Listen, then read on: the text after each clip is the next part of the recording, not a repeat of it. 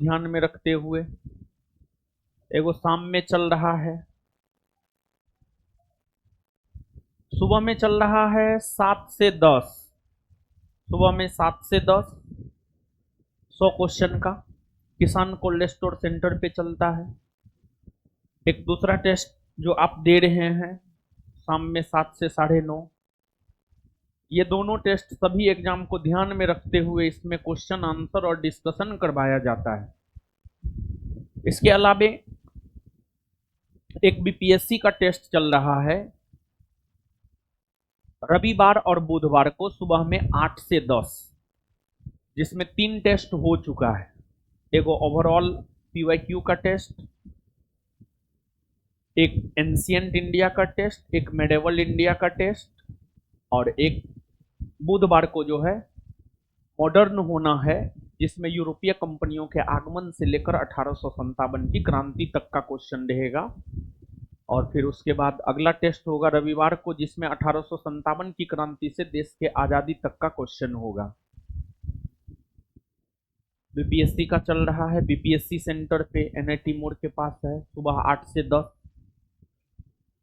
आगे एक और टेस्ट शुरू हो रहा है 2 जून से, 2 जून दोपहर 12 से 2, बिहार पुलिस का ये टेस्ट है।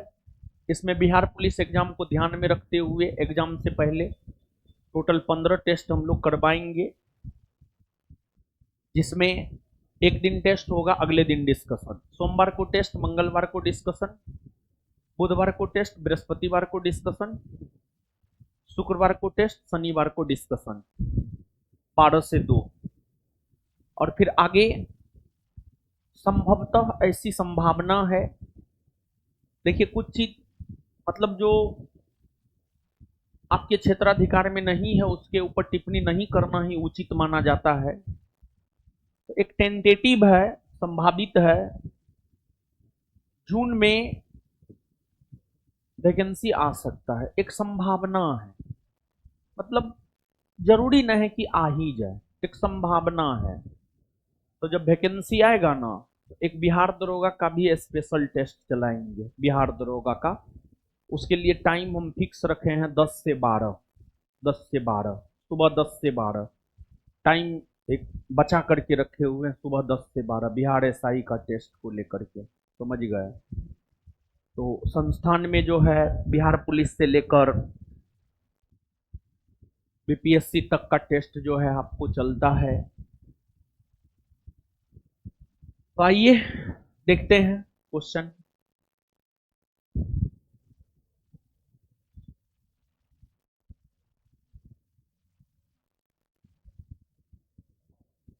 पहला क्वेश्चन है, उस स्थल का नाम बताइए जहां से प्राचीनतम अस्थाई जीवन के प्रमाण मिले हैं। मतलब कौन ऐसा स्थल है जहां से प्राचीनतम अस्थाई जीवन के प्रमाण मिले हैं? कौन ऐसा स्थल है जहां से प्राचीनतम अस्थाई जीवन के प्रमाण मिले हैं? देखिए, शुरुआत के जो मानव थे, प्रारंभिक दौर के जो मानव थे, वो घुमंतु थे। प्रारंभिक दौर के जो मानव थे वो घुमंतु थे, खाना बदोश थे, शिकारी थे। वे एक जगह टिकते नहीं थे, आज यहां तो कल कहीं और, परसों कहीं और। तो लेकिन नवपाषाण काल में, नवपाषाण काल में मानव, नवपाषाण काल में मानव, नवपाषाण काल में मानव कृषि करने लगे। नवपाषाण काल में मानव कृषि करने लगे। और जब नवपाषाण काल में मानव कृषि करने लगे, तो आप याद कीजिए, कृषि का जो सबसे प्राचीनतम साक्ष्य है, मतलब गेहूं चावल उत्पादन का जो सबसे प्राचीनतम साक्ष्य है, वह मिला है मेहरगढ़ से। तो मानव गेहूं चावल का उत्पादन मेहरगढ़ में करना शुरू किया था। और जब आप गेहूं चावल लगाते हैं, जब आप गेहूं चावल लगाते हैं, तो फिर आपको अस्थाई तौर पर रहना पड़ता है। जब आप गेहूं चावल लगाते हैं तो आपको अस्थाई तौर पर रहना पड़ता है एक जगह। तो जब मानव नवपाषाण काल में कृषि कार्य करने लगे तो फिर मानव में अस्थायित्व के गुण का विकास हुआ और मानव अस्थायी तौर पर रहने लगे। इसका पहला प्रमाण अगर देखा जाए तो मेहरगढ़ से ही मिला है। मेहरगढ़ वर्तमान में पाकिस्तान के बलूचिस्तान में है। मेहरगढ़ वर्तमान में पाकिस्तान के बलूचिस्तान में है। वहीं से मानव के अस्थायी तौर पर जीवन जीने का प्रमाण मिला है। तो मेहरगढ़, धोलावीरा है, कालीबंगा है। धोलावीरा और कालीबंगा हड़प्पाई स्थल है, जिसमें धोलावीरा गुजरात में है, कालीबंगा राजस्थान में है। धोलावीरा से जो है आपको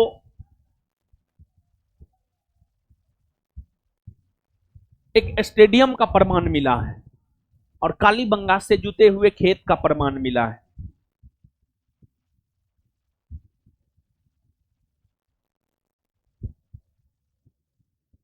ऋग्वेद में निम्नांकित किन नदियों का उल्लेख अफगानिस्तान के साथ आर्यों के संबंध का सूचक है?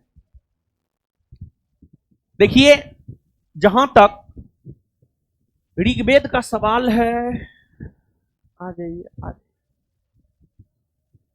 अरे बैठने दीजिए जी, बैठ रहा है, बैठने दीजिए, आए जबरदस्ती कर, बैठने दीजिए।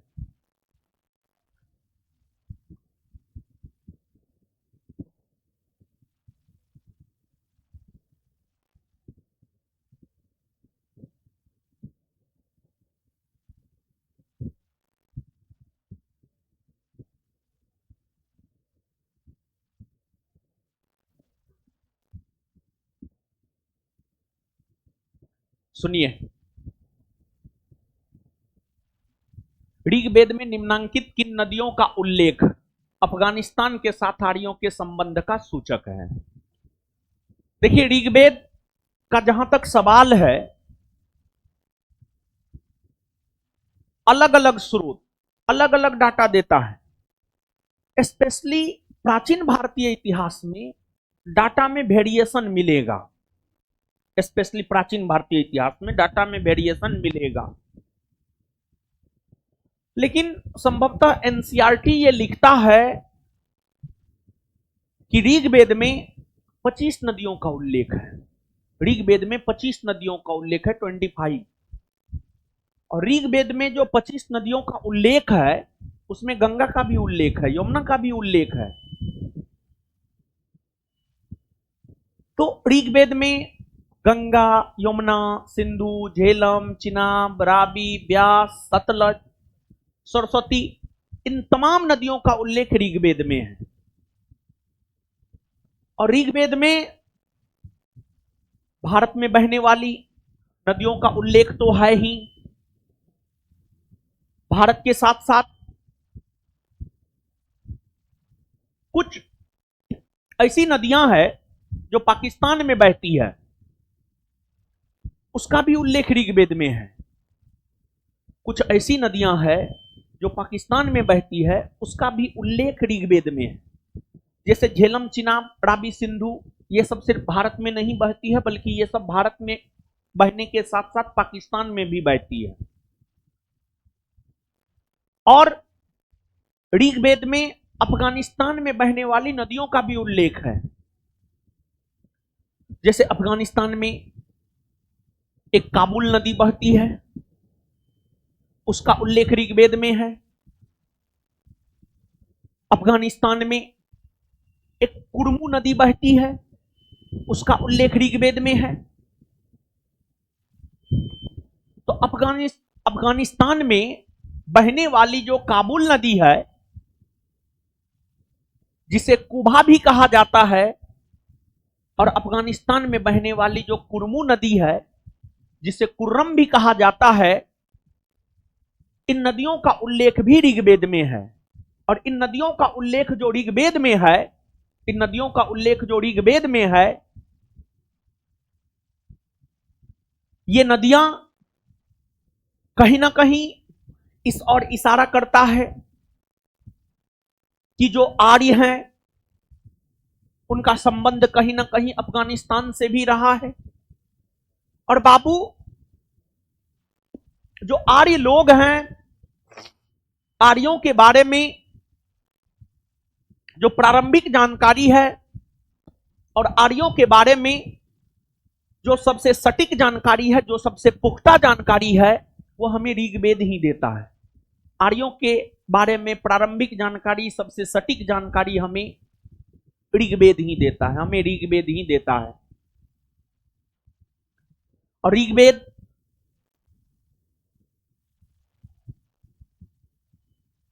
आंसर बोलिए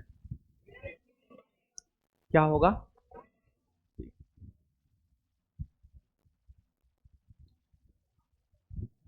ऋग्वेद में चिनाव नदी के लिए आस्किनी शब्द आया है। ऋग्वेद में रावी नदी के लिए परुष्णी शब्द आया है। ऋग्वेद में व्यास नदी के लिए विपाशा शब्द आया है।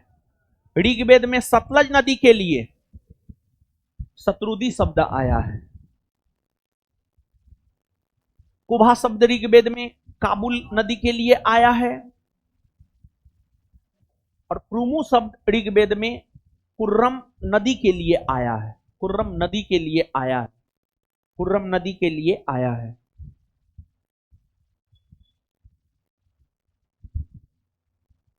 निम्नलिखित में से कौन बुद्ध के जीवन काल में ही संघ प्रमुख होना चाहता था?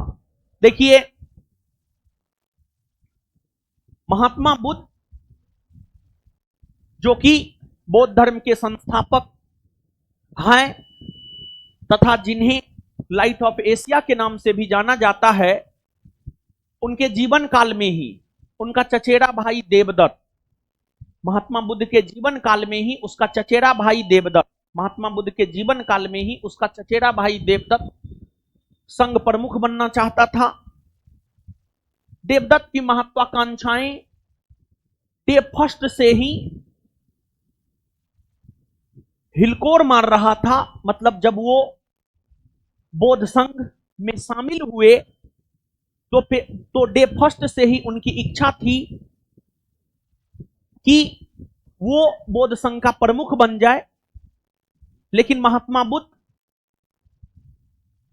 जीवित रहते अपना उत्तराधिकारी किसी को घोषित नहीं किए। महात्मा बुद्ध जीवित रहते अपना उत्तराधिकारी या बौद्ध संघ का उत्तराधिकारी किसी को घोषित नहीं किए। वैसे ही पैगंबर हजरत मोहम्मद साहब की भी बात की जाए तो उन्होंने भी जीवित रहते अपना उत्तराधिकारी किसी को घोषित नहीं किया। अपना उत्तराधिकारी जीवित रहते किसी को घोषित नहीं किया। तो इस बात को लेकर के महात्मा बुद्ध और पैगंबर हजरत मोहम्मद साहब में समानता है। पूछा जाता है कभी काल कि महात्मा बुद्ध और पैगंबर हजरत मोहम्मद साहब के बीच किस बात को लेकर समानता है, तो दोनों जीवित रहते अपना उत्तराधिकारी किसी को घोषित नहीं किया। इस बात को लेकर के दोनों के बीच समानता है। महाकश्यप, आनंद, उपाली, ये सब महात्मा बुद्ध के शिष्य हुआ करते थे। और महात्मा बुद्ध के शिष्यों में जो सबसे प्रिय शिष्य थे वो आनंद थे। और महात्मा बुद्ध स्टार्टिंग में जब उन्होंने बौद्ध धर्म की स्थापना किया और जब उन्होंने बौद्ध धर्म का प्रचार प्रसार करना शुरू किया तो वो शुरुआती दौर में बौद्ध संघ में महिलाओं को शामिल नहीं किया था। महिला को लेकर उनका जो विचार था ना, स्टार्टिंग में अच्छा नहीं था। मतलब स्टार्टिंग में महात्मा बुद्ध महिला को लेकर यह मानते थे महिला विनाश का एक कारण है, महिला बर्बादी का एक कारण है। हम नहीं बोल रहे हैं, आप महिला लोग हमको मत बोलिएगा। ऐसा किताब में है, ठीक है, ऐसा किताब में है। एक राइटर है के.एस. लाल, के.एस. लाल इतिहासकार है, खोजिएगा। वो किताब बहुत पहले चलता था, अब तो मिलबो नहीं करेगा, आप समझे। हमको लगता है 4-5 बरस पहले हम भी इलाहाबाद से खरीद कर लाए थे, पटना में कहाँ मिलता है, ठीक है। मतलब कहानी टाइप से था उसमें, ठीक है। तो ऐसा उनका मानना था, और आनंद के कहने पर उन्होंने महिलाओं को बौद्ध संघ में शामिल किया। लेकिन जब उन्होंने बौद्ध संघ में महिला को शामिल किया तो फिर उन्होंने कह भी दिया, अब बौद्ध धर्म 500 वर्षों से ज्यादा नहीं चलेगा, 500 वर्षों के बाद बौद्ध धर्म का पतन हो जाएगा। और लगभग उनका अनुमान सही भी साबित हुआ, लगभग बौद्ध धर्म का पतन हो ही गया है। भारत की अगर आप बात करेंगे, जिस भारत में बौद्ध धर्म की उत्पत्ति हुई है, उस भारत में बौद्ध धर्मावलंबी के लोगों की संख्या 1% से भी कम है। जिस भारत में बौद्ध धर्म की उत्पत्ति हुई है, ज्ञान की प्राप्ति तो भारत के बिहार के बोध गया में हुआ, गया जी में हुआ, सॉरी गया जी में हुआ ज्ञान की प्राप्ति, ज्ञान की प्राप्ति। तो वहीं से उन्होंने बौद्ध धर्म को स्थापित किया। और भारत में बौद्ध धर्मावलंबी के लोगों की संख्या संभवतः, अगर हम सही स्मरण कर पा रहे हैं, 0.7%, 0.7%, 0.7%, मतलब 1% से भी कम है। 1% से भी कम है तो इसको पतन ही न मानिएगा, इसको उत्थान थोड़े मानिएगा, समझ गए। और आनंद ने ही सूत पिटक की रचना की है, फिर उपाली विनय पिटक की रचना किया है। मौर्य काल में एग्रोनोमाई अधिकारी निम्नलिखित में से किस क्षेत्र से संबंधित है? देखिए, मौर्य काल में जो सड़क निर्माण अधिकारी होते थे, सड़क बनाने वाले अधिकारी होते थे, मौर्य काल में जो सड़क बनाने वाले अधिकारी होते थे उसी को एग्रोनोमाई कहा जाता था। मौर्य काल में जो सड़क निर्माण अधिकारी होते थे, सड़क बनाने वाले अधिकारी होते थे, उसी को एग्रोनोमाई कहा जाता था। एग्रोनोमाई, उसी को एग्रोनोमाई कहा जाता था। और जो आप ग्रैंड ट्रंक रोड की बात करते हैं, अब तो ग्रैंड ट्रंक रोड भी खत्म हो गया है। NH1 और NH2 को जो सम्मिलित रूप से हम लोग GT रोड कहते थे, ग्रैंड ट्रंक रोड कहते थे, अब तो NH1 श्रीनगर को लेह से जोड़ता है और NH2 असम के डिब्रूगढ़ को मिजोरम के तुईपाई से जोड़ता है, तुईपाई से जोड़ता है। अब का NH1 और NH2 जो अपडेटेड NH1 NH2 है, लेकिन पहले का जो NH1 NH2 था वह GT रोड कहलाता था। जो GT रोड बंगाल से लेकर पेशावर तक था, जो GT रोड बंगाल से दिल्ली, दिल्ली से पेशावर तक था। वो जो GT रोड है ना बाबू, मौर्यकालीन रोड है। उस GT रोड की संकल्पना सर्वप्रथम मौर्य काल में हुई थी और मौर्य काल में उस रोड को राजपथ कहा जाता था। मौर्य काल में उस रोड को राजपथ कहा जाता था, राजपथ, राजपथ कहा जाता था। आगे चल करके उसको एक नया रूप शेरशाह सूरी ने दिया और शेरशाह सूरी के शासनकाल में ही वो रोड GT रोड कहलाया। और फिर आगे चल करके लॉर्ड ऑकलैंड ने उसका पुनर्निर्माण करवाया या मरम्मत करवाया, पुनर्निर्माण करवाया या मरम्मत करवाया। आप इस बात को समझिए, प्राचीन काल में भारत में जो राजतंत्रात्मक शासन प्रणाली था, मतलब राजाओं का शासन था, उस राजतंत्रात्मक शासन प्रणाली में पहली सुदृढ़ प्रशासनिक व्यवस्था का उद्भव, पहली सुदृढ़ प्रशासनिक व्यवस्था का उद्भव मौर्य काल में ही हुआ। फिर वहीं से प्रशासनिक व्यवस्था में धीरे धीरे चेंजिंग आया और आज हम लोग राष्ट्रपति, प्रधानमंत्री, मंत्रिपरिषद के रूप में प्रशासनिक अधिकारियों को जानते हैं, प्रशासनिक अधिकारियों को जानते हैं। पहले राजा होता था, राजा को सलाह एवं सहयोग देने के लिए मंत्रिपरिषद होता था। आज भी राष्ट्रपति हैं, राष्ट्रपति को सलाह एवं सहयोग देने के लिए एक मंत्रिपरिषद है। उस मंत्रिपरिषद में प्रधानमंत्री तथा अन्य सभी कैबिनेट मंत्री, राज्य मंत्री और उपमंत्री है। तो वही चीज तो परिवर्तित रूप में आज है। जबकि अंग्रेज कहता है कि नहीं, भारत में शासन प्रणाली को हम जन्म दिए, ये सरासर गलत है। तो जैसे आज जो सड़क निर्माण करता है, सड़क परिवहन मंत्री कहलाता है। तो उसी प्रकार से जो आपको सड़क निर्माण अधिकारी होते थे उसको एग्रोनोमाई कहा जाता था।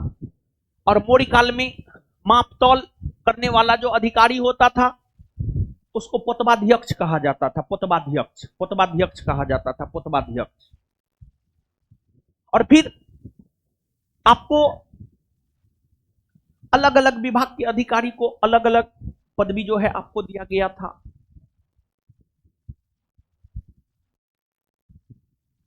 चोल शासकों के शासन काल में निम्नलिखित में से कौन सा वारियम उद्यान प्रशासन का कार्य देखता था? मतलब जो प्रशासनिक अधिकारी होते थे ना उसको वारियम कहा जाता था। जैसे पूर्ण वारियम है, एडी वारियम है, टोट वारियम है, संवत्सर वारियम है। इसमें उद्यान प्रशासन ना,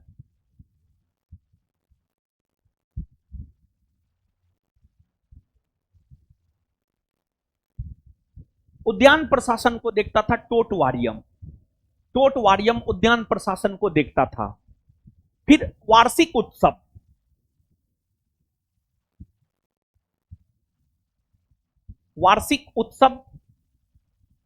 के प्रशासन को संवत्सर वारियम देखता था। फिर पूर्ण वारियम की अगर हम लोग बात करें तो ये जो है तालाब, सिंचाई से संबंधित कार्यों को देखता था। महान जैन विद्वान हेमचंद्र किसकी सभा को अलंकृत करते थे? देखिए, आपको जब आप दक्षिण भारतीय इतिहास पढ़ते हैं तो दक्षिण भारतीय इतिहास में आप लोगों को एक चालुक्य वंश के विषय में पढ़ना होता है। दक्षिण भारतीय इतिहास के अंतर्गत चालुक्य, चोल, पल्लव, राष्ट्रकूट, इस सब के बारे में पढ़ना होता है। तो गुजरात में चालुक्य वंश या सोलंकी वंश का शासन रहा है। गुजरात के चालुक्य वंश या सोलंकी वंश के सबसे महान शासक हुए जयसिंह सिद्धराज। जयसिंह सिद्धराज के दरबार को ही सुशोभित करते थे हेमचंद। आगे चलकर जयसिंह सिद्धराज के बाद अगले शासक बने कुमारपाल। कुमारपाल के सभा को भी अलंकृत करते थे हेमचंद्र। तो हेमचंद्र की अगर बात की जाए तो जो हेमचंद्र थे वे जयसिंह सिद्धराज और कुमारपाल दोनों की सभा को अलंकृत करते थे। आंसर हो जाएगा बी और सी। भारत में मोहम्मद गौरी ने किसको प्रथम इक्ता प्रदान किया था? इक्ता प्रदान किया था। इक्ता का क्या मतलब होता है जानते हैं बाबू? एकदम सरल भाषा में इक्ता का मतलब अगर हम आपको समझाएं, एकदम सरल भाषा में इक्ता का मतलब अगर हम आपको समझाएं तो सरल भाषा में इक्ता का मतलब होता है भूमि का एक बड़ा टुकड़ा। सरल भाषा में इक्ता का मतलब होता है भूमि का एक टुकड़ा। देखिए बाबू, आपको जो है मोहम्मद गौरी, जिसे कि भारत में इस्लामी सत्ता का संस्थापक माना जाता है। मोहम्मद गौरी जिसे कि भारत में इस्लामी सत्ता का संस्थापक माना जाता है। मोहम्मद गौरी जिसे कि भारत में इस्लामी सत्ता का संस्थापक माना जाता है। मोहम्मद गौरी जब भारत में कुछ क्षेत्र का विजय किया, मोहम्मद गौरी जब भारत में कुछ क्षेत्र का विजय किया तो मोहम्मद गौरी के 3 प्रमुख सेनापति हुआ करते थे, यालदोज, कुबाचा और कुतुबुद्दीन ऐबक। मोहम्मद गौरी के 3 प्रमुख सेनापति हुआ करते थे। वैसे तो उनके पास अनेकों सेनापति था, लेकिन 3 प्रमुख सेनापति हुआ करते थे, यालदोज, कुबाचा और कुतुबुद्दीन ऐबक। इन तीनों प्रमुख सेनापतियों में भी सबसे विश्वसनीय मोहम्मद गौरी था, कुतुबुद्दीन ऐबक। मोहम्मद गौरी का था कुतुबुद्दीन ऐबक।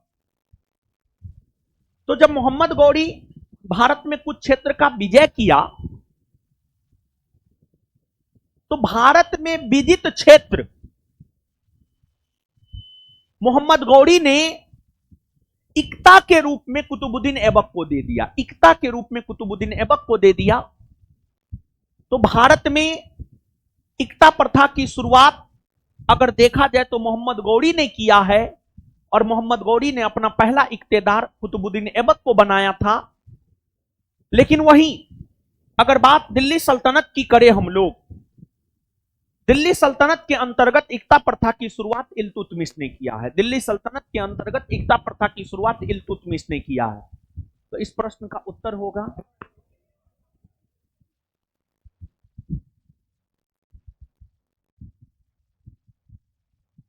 कथन ए।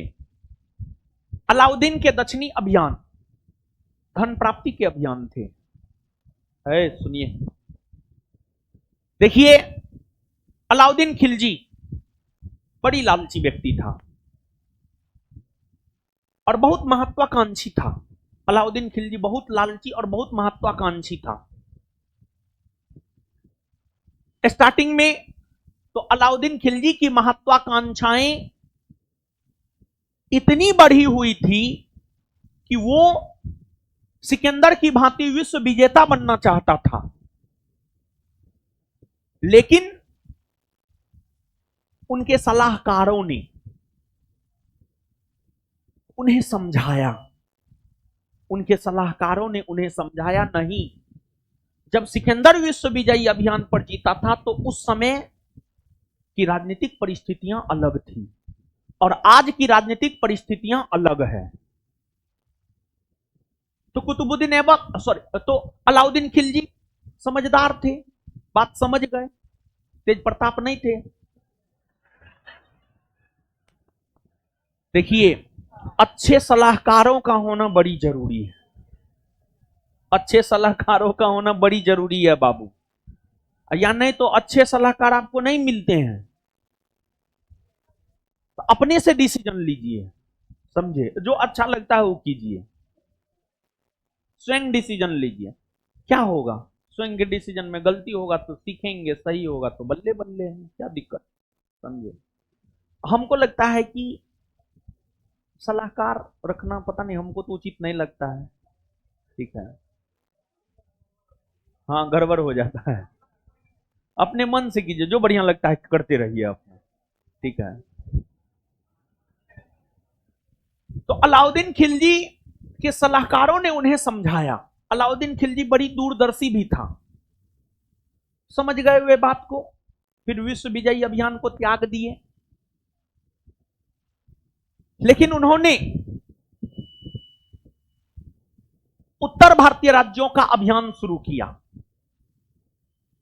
और अलाउद्दीन खिलजी पूरे उत्तर भारतीय राज्यों को जीतकर अपने साम्राज्य में मिला लिए। और जब पूरे उत्तर भारतीय राज्यों को जीतकर अलाउद्दीन खिलजी अपने साम्राज्य में मिला लिए तो फिर अलाउद्दीन खिलजी की अगर हम बात करें तो अलाउद्दीन खिलजी जब उत्तर भारतीय राज्यों के अभियान पर थे तो उस दौरान मंगोल आक्रमण भी हो रहे थे। मंगोल आक्रमणकारी दिल्ली पर बार बार आक्रमण भी कर रहा था। तो अलाउद्दीन खिलजी को मंगोल आक्रमण को भी दबाना पड़ रहा था, लेकिन फिर भी साम्राज्य विस्तार करना उनकी इच्छा थी। परंतु मंगोल आक्रमण से इतना विचलित हो गया अलाउद्दीन खिलजी कि अलाउद्दीन खिलजी ने यह निर्णय लिया कि हम दक्षिण भारतीय राज्यों का अभियान करेंगे, परंतु वहां से सिर्फ धन प्राप्त करेंगे, वहां पर प्रत्यक्ष तौर पर हम शासन नहीं करेंगे। हम दक्षिण भारतीय राज्यों का अभियान करेंगे, वहां से सिर्फ धन प्राप्त करेंगे, वहां से सिर्फ धन प्राप्त करेंगे और वहां पर प्रत्यक्ष तौर पर शासन नहीं करेंगे। बड़ी दूरदर्शी था वो। और वैसा कोई भी भारतीय शासक जिसने यह सोचा कि हम दक्षिण भारतीय राज्यों पर शासन करेंगे, उसका विनाश हो गया। उसका उदाहरण है औरंगजेब। लेकिन समुद्रगुप्त, अलाउद्दीन खिलजी, ये सब ऐसे शासक हुए जो ये सोचकर दक्षिण भारतीय राज्यों का अभियान किए कि वहां से धन की प्राप्ति करेंगे। बस इतना ही, इससे ज्यादा कुछ नहीं। पहला सही या गलत? दूसरा सही या गलत? आंसर ए सही है, परंतु आर गलत। विजयनगर का प्रसिद्ध हजारा मंदिर किसके शासनकाल में निर्मित हुआ है? देखिए, विजयनगर का जो प्रसिद्ध हजारा मंदिर है, यह सब मंदिर बना है कृष्णदेव राय के समय। पूरे विजयनगर साम्राज्य में, विजयनगर साम्राज्य का शासन 1336 ईस्वी से लेकर 1565 ईस्वी तक रहा है। लगभग 225 वर्षों तक विजयनगर साम्राज्य का शासन रहा है। उस 225 वर्षों के शासन के दौरान विजयनगर साम्राज्य के सबसे महान शासक हुए कृष्णदेव राय। कृष्णदेव राय के समय में ही हजारा मंदिर का निर्माण हुआ था। और कृष्णदेव राय का जहां तक सवाल है, इन्हीं के शासनकाल को तेलुगु साहित्य का स्वर्णकाल कहा जाता है। तेलुगु साहित्य का स्वर्णकाल कहा जाता है। इनके दरबार में तेलुगु साहित्य के 8 महान विद्वान रहते थे, जिन्हें अष्टदिग्गज कहा जाता था। अष्टदिग्गज का संबंध कृष्णदेव राय से ही है। कृष्णदेव राय भी स्वयं तेलुगु भाषा के बहुत बड़े ज्ञाता थे। और कृष्णदेव राय के समय पुर्तगाली यात्री डोमिंग पायस और बारबोसा कृष्णदेव राय के समय भारत की यात्रा पर आया था। और जब विजयनगर साम्राज्य के शासक कृष्णदेव राय हुआ करते थे, उसी समय बाबर ने भारत पर आक्रमण करके मुगल वंश की स्थापना किया। और बाबर अपनी आत्मकथा बाबरनामा में कुछ हिंदू शासकों का वर्णन दिया है। बाबर ने अपनी आत्मकथा बाबरनामा में जिन हिंदू शासकों का वर्णन दिया है, उसमें मेवाड़ के शासक राणा सांगा का वर्णन उन्होंने दिया है। और उसमें विजयनगर साम्राज्य के शासक कृष्णदेव राय का भी वर्णन दिया है। और जो बाबू आपको कृष्णदेव राय को बाबर ने उस समय के भारत का सबसे शक्तिशाली हिंदू शासक बताया। बाबर ने अपनी आत्मकथा बाबरनामा में कृष्णदेव राय को उस समय के भारत का सबसे शक्तिशाली शासक बताया। पूछा जाता है ये सब प्रश्न, समझिएगा। खैर, अब तो मतलब बिहार एसआई में स्टार्टिंग से ही, शुरू से ही आप देखिएगा, मध्यकालीन जो है ना के बराबर पूछा जाता है। पूछा भी जाता है एगो दूगो, ठीक है, दूगो से ज्यादा नहीं पूछा जाता है, समझ गए। लेकिन हाँ, एक बात बोलना चाह रहे हैं, बिहार दरोगा का जो भी लोग तैयारी कर रहे हैं, देखिए, जब तक ये अध्यक्ष है, क्वेश्चन का लेवल लगभग ऐसा ही रहेगा। लेकिन जो 1800 समथिंग पोस्ट के लिए आने वाला है वैकेंसी, उसमें क्वेश्चन का लेवल इससे थोड़ा अच्छा रहेगा।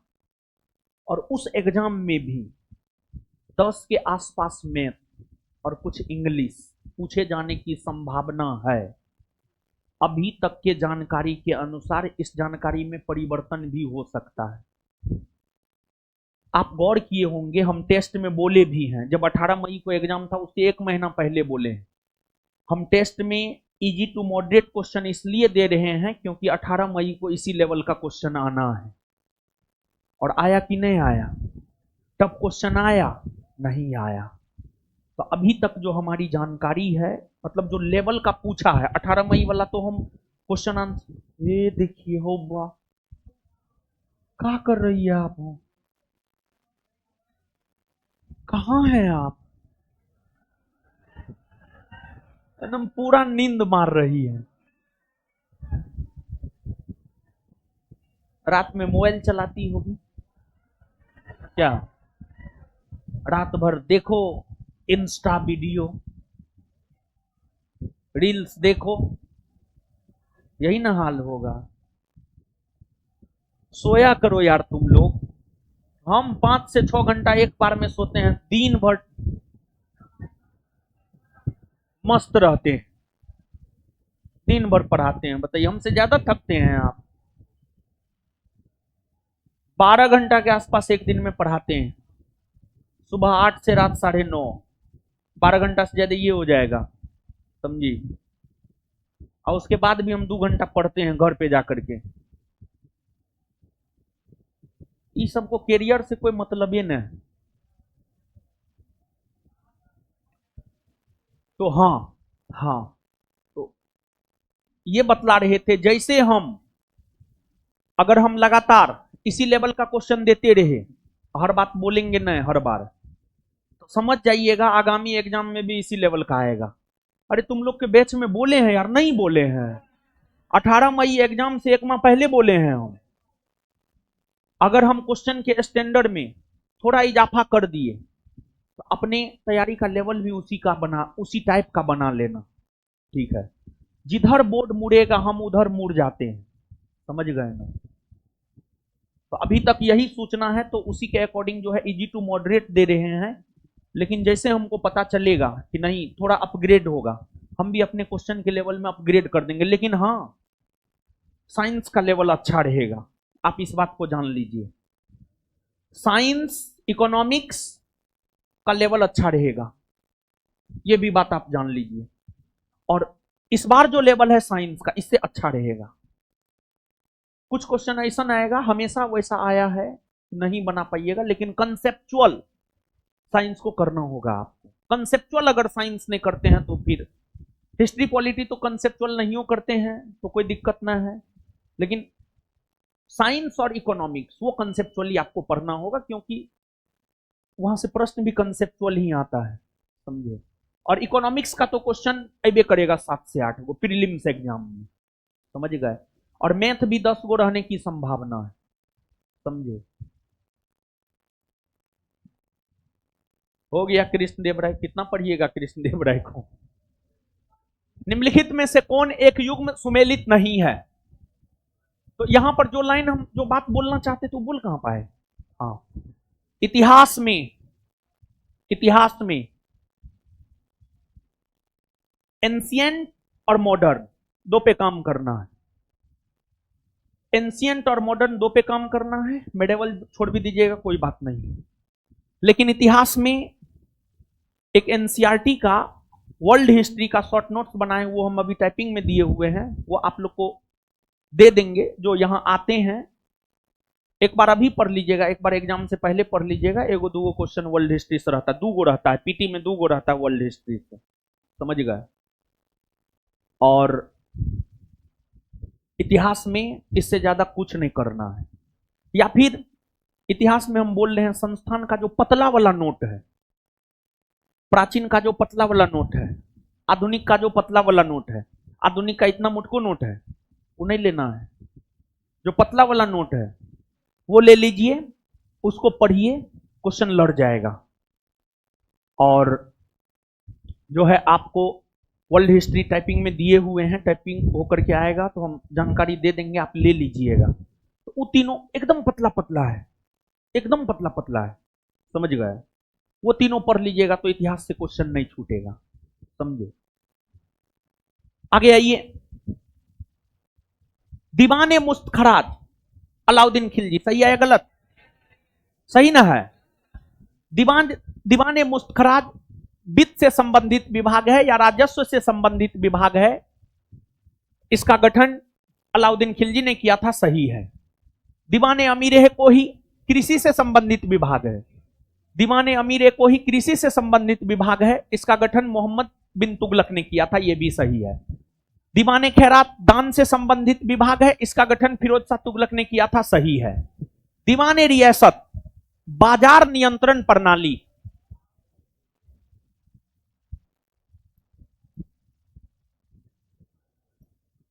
बाजार नियंत्रण प्रणाली, दीवान रियासत बाजार नियंत्रण प्रणाली से संबंधित विभाग है। और आप याद कीजिए बाजार नियंत्रण प्रणाली की शुरुआत किसने किया था? तो बाजार नियंत्रण प्रणाली की शुरुआत किया था अलाउद्दीन खिलजी ने। तो दीवान रियासत नामक विभाग का गठन बलबन ने नहीं किया था, बल्कि दीवान रियासत नामक विभाग का गठन जो है आपको अलाउद्दीन खिलजी ने किया था, अलाउद्दीन खिलजी ने।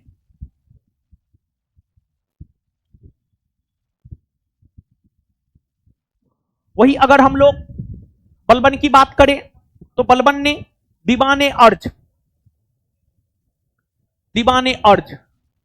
नामक सैन्य विभाग का गठन किया था, दीवान अर्ज नामक सैन्य विभाग का गठन किया था, दीवान अर्ज नामक सैन्य विभाग का गठन किया था, दीवान अर्ज नामक सैन्य विभाग का गठन किया था। बलबन ने दीवान अर्ज नामक सैन्य विभाग का गठन किया था। आंसर हो जाएगा इसका डी।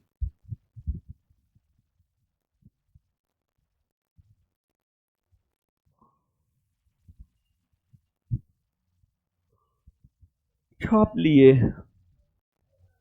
लिए हो हीरालाल साहब। किन यूरोपियों ने भारत में प्रथमतः सामुद्रिक व्यापारिक केंद्र स्थापित किया था? यानी समुद्र में व्यापारिक केंद्र किस यूरोपीय कंपनी ने सबसे पहले स्थापित किया था? देखिए बाबू, भारत आने वाला प्रथम यूरोपीय कंपनी अगर देखा जाए तो आप सब लोग जानते हैं भारत आने वाला प्रथम यूरोपीय कंपनी कौन है? पुर्तगाली ना, पुर्तगाली ईस्ट इंडिया कंपनी ना। और जानते हैं पुर्तगाली ईस्ट इंडिया कंपनी को समुद्रों का स्वामी भी कहा जाता है। पुर्तगाली ईस्ट इंडिया कंपनी को ही समुद्रों का स्वामी भी कहा जाता है। और पुर्तगालियों को समुद्रों का स्वामी इसलिए कहा जाता है क्योंकि पुर्तगालियों ने हिंद महासागर पर पूरा कब्जा कर लिया था, हिंद महासागर पर पूरा कब्जा कर लिया था। और पुर्तगालियों ने हिंद महासागर के अंतर्गत ही जो एक अरब सागर और एक बंगाल की खाड़ी आता है, अरब सागर और बंगाल की खाड़ी हिंद महासागर के दो संतान माने जाते हैं। अरब सागर और बंगाल की खाड़ी हिंद महासागर के दो संतान माने जाते हैं। अरब सागर में दमन और द्वीप है, अरब सागर में जो दमन और द्वीप है वहां पर व्यापारिक कारखाना पुर्तगालियों ने खोला। और पुर्तगालियों ने अरब सागर के दमन और द्वीप में व्यापारिक कारखाना खोल करके प्रथम समुद्री व्यापारिक केंद्र दमन और द्वीप के क्षेत्र में स्थापित करने का काम किया। यानी इसका उत्तर क्या हो जाएगा? पुर्तगाली।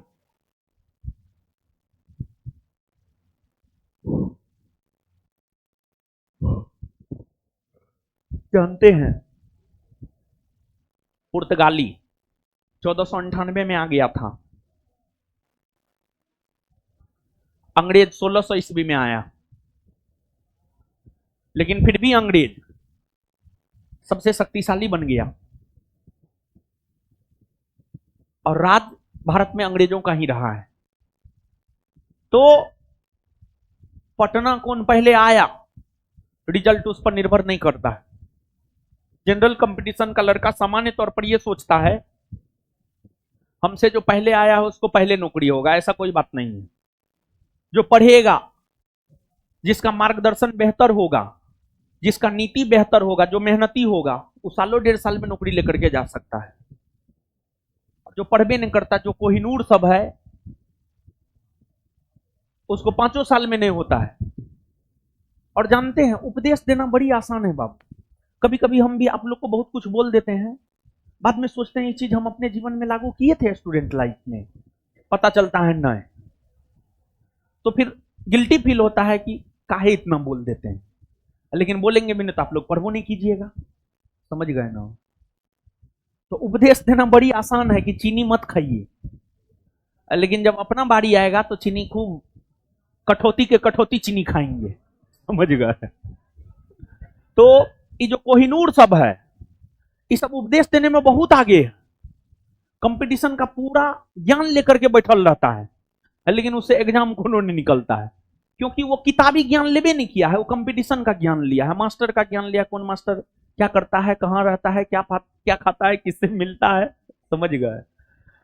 तो चाय दुकान पर सामान्य तौर पर यही सब बात होता है, और जो सब बच्चा ये सब बात करे समझ लीजिए वो कोहिनूर है, समझ गए, उसका 5 साल 10 साल से पहले कुछ होने वाला नहीं है। देखिए बच्चा का मतलब क्या होता है जानते हैं? कोटा में हम देखे हैं, कोटा में हम 1 साल रहे हैं, कोटा में हम देखे हैं, कोटा के बच्चा में मतलब ये था टीचर क्या कर रहा है कोई मतलब नहीं, मतलब हमको अपना करना है, हमको अपने पे फोकस करना है।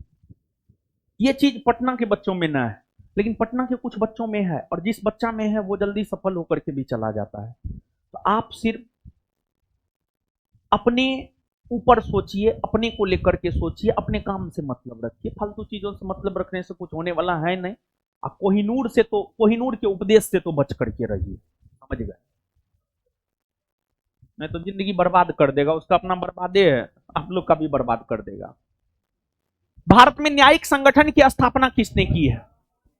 देखिए बाबू ध्यान दीजिएगा, आप याद कीजिए, न्यायिक संगठन, न्यायिक संगठन का मतलब होता है न्यायालय, न्यायिक संगठन का मतलब होता है न्यायालय। न्यायिक संगठन के अंतर्गत सुप्रीम कोर्ट आता है, हाई कोर्ट आता है, सबऑर्डिनेट कोर्ट आता है। देश में स्थापित जो पहली न्यायिक संगठन है, कोलकाता में 1774 ईस्वी में स्थापित सुप्रीम कोर्ट है। 1773 के रेगुलेटिंग एक्ट के तहत कोलकाता में सुप्रीम कोर्ट का गठन 1774 ईस्वी में हुआ था। वो देश में स्थापित प्रथम न्यायिक संगठन है, और उस संगठन की स्थापना के समय बंगाल के गवर्नर जनरल हुआ करते थे वारेन हेस्टिंग्स। तो भारत में न्यायिक संगठन की स्थापना सर्वप्रथम वारेन हेस्टिंग्स ने किया है। भारत में न्यायिक संगठन की स्थापना सर्वप्रथम बाबू वारेन हेस्टिंग्स ने किया है, वारेन हेस्टिंग्स ने किया है। लेकिन वारेन हेस्टिंग्स ने जिस न्यायिक संगठन की स्थापना की है, उस न्यायिक संगठन को सुदृढ़ रूप, उस न्यायिक संगठन को सुदृढ़ रूप कॉर्नवालिस ने दिया है।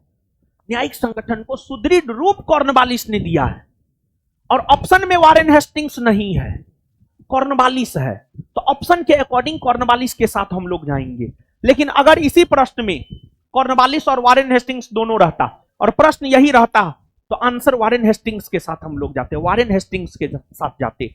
कभी कभी ऑप्शन के अकॉर्डिंग भी आंसर टिक करना होता है, लेकिन जो वास्तविक चीज है, जो सही बात है, वो हम आपको बताए हैं। समझ में आया?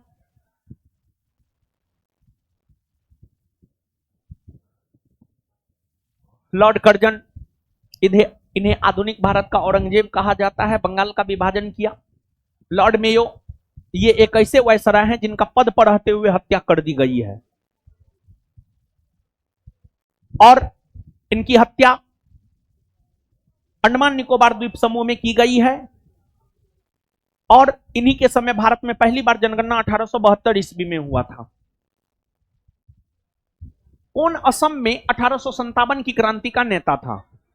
देखिए 1857 की क्रांति अगर आप देखेंगे तो 1857 की क्रांति की अग्नि बंगाल प्रेसिडेंसी से उठी। 1857 की क्रांति की अग्नि बंगाल प्रेसिडेंसी से उठी, लेकिन क्रांति की शुरुआत मेरठ से हुई। 1857 की क्रांति से मुख्य तौर पर बिहार और उत्तर प्रदेश प्रभावित था। 1857 की क्रांति से मुख्य तौर पर बिहार और उत्तर प्रदेश प्रभावित था, लेकिन थोड़ा बहुत असम भी, थोड़ा बहुत पंजाब भी, थोड़ा बहुत हिमाचल प्रदेश भी, थोड़ा बहुत राजस्थान भी, थोड़ा बहुत महाराष्ट्र भी, थोड़ा बहुत मध्य प्रदेश भी, और थोड़ा बहुत ओडिशा भी प्रभावित था। तो 1857 की क्रांति से ये भी तमाम क्षेत्र प्रभावित थे, जिसमें असम से 1857 की क्रांति का नेतृत्व असम के दीवान मनीराम दत्त ने किया। पंजाब से वजीर खान ने किया। हिमाचल प्रदेश से राणा प्रताप सिंह ने किया। राजस्थान से जयदयाल सिंह और हरदयाल सिंह ने किया। महाराष्ट्र से रंगोजी बापू ने किया। तो कहने का मतलब यह है कि 1857 की क्रांति से मुख्य तौर पर तो बिहार और उत्तर प्रदेश प्रभावित था, लेकिन उसके अलावे भी और भी कई सारे राज्य प्रभावित थे, जहां से अलग अलग नेताओं ने 1857 की क्रांति को अपना नेतृत्व प्रदान किया था। इस प्रश्न का उत्तर हो जाएगा दीवान मनीराम दत्त।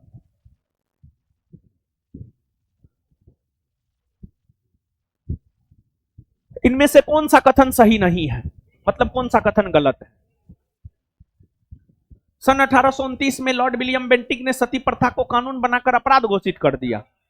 हाँ, आप सब लोग सती प्रथा जानते हैं। सती प्रथा एक क्रूर और अत्याचारी प्रथा थी, निर्दयी प्रथा थी, बेबुनियाद प्रथा थी सती प्रथा।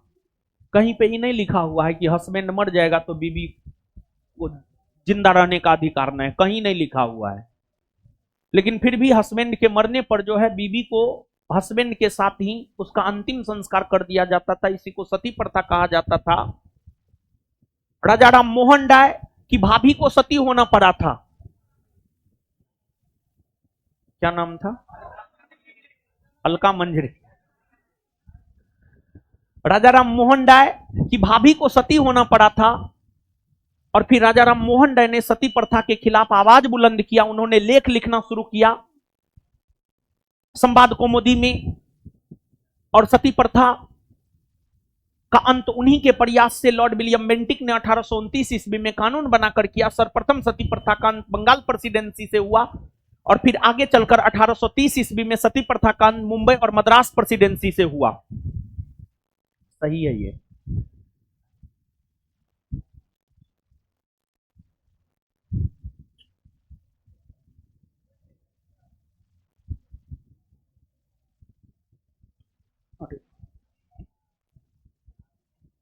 दिमाग हिल गया जी। आज जो है ना खाना थोड़ा सा ही खाए हैं, 4 बजे खाए, 4 बजे खाए। अरे यार बैच सब जो है ना, एगो मास्टर नहीं था तो बैच मैनेज करना पड़ा। मास्टर नहीं रहता है तो हम ही पर लोड पड़ जाता है। आइए, तो ये सही है। आगे, सन 1856 में सरकार ने कानून बनाया जिसके अनुसार हिंदू विधवाएं पुनर्विवाह कर सकती थी। हाँ, ये भी सही है। देखिए देखिए बाबू, विधवा महिला को आज भी समाज एक्सेप्ट नहीं करता है। अब तो धीरे धीरे करने लगा है। जो महिला विधवा हो जाती है ना, उसका जीवन नरक हो जाता है। ना उसको घर वाला एक्सेप्ट करता है, ना ससुराल वाला। तो ईश्वरचंद विद्यासागर बंगाल के समाज सुधारक थे। उन्होंने यह देखा कि विधवा महिलाओं की स्थिति तो बहुत दयनीय है और हिंदू धर्म में महिला हो या पुरुष सभी को एक ही विवाह करने का अधिकार होता था।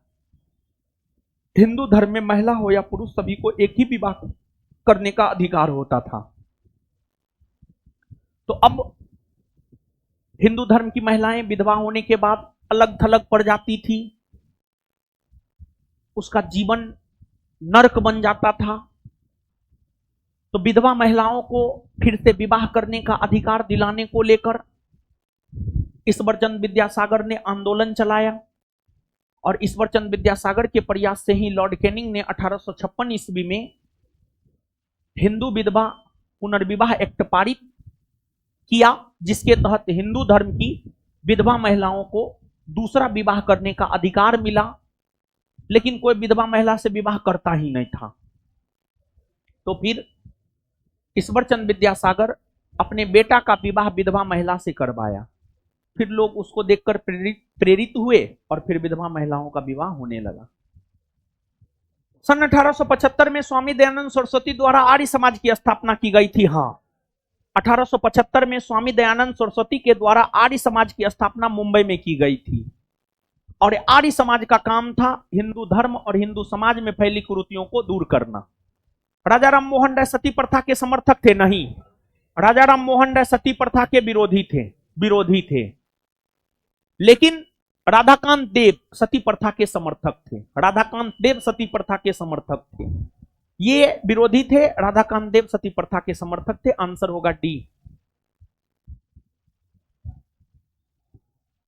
1905 में क्रांतिकारी संगठन अभिनव भारत संगठित किया गया था। 1905 होगा कि 4? 4 ना होगा, सही कीजिए। देखिए बाबू, 1899 ईस्वी में महाराष्ट्र के नासिक में 1899 ईस्वी में महाराष्ट्र के नासिक में मित्र मेला नामक क्रांतिकारी संगठन की स्थापना विनायक दामोदर सावरकर ने किया। वही मित्र मेला 1904 में अभिनव भारत के नाम से जाना गया। उसका भी संस्थापक विनायक दामोदर सावरकर को ही माना जाता है। तो इसका आंसर हो जाएगा महाराष्ट्र में। और जानते हैं बाबू, एक बात सुनिए, अभिनव भारत एक क्रांतिकारी संगठन था। और भारत में अगर क्रांतिकारी आंदोलन की बात की जाए तो भारत में क्रांतिकारी आंदोलन की शुरुआत महाराष्ट्र से हुई है। भारत में क्रांतिकारी आंदोलन की बात की जाए तो भारत में क्रांतिकारी आंदोलन की शुरुआत महाराष्ट्र से हुई है। आधुनिक काल में क्रांतिकारी आंदोलन की शुरुआत भारत में महाराष्ट्र से हुई है।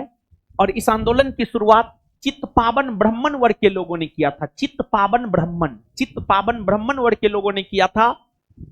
और जो बाल गंगाधर तिलक थे वो भी चित्तपावन ब्राह्मण ही थे।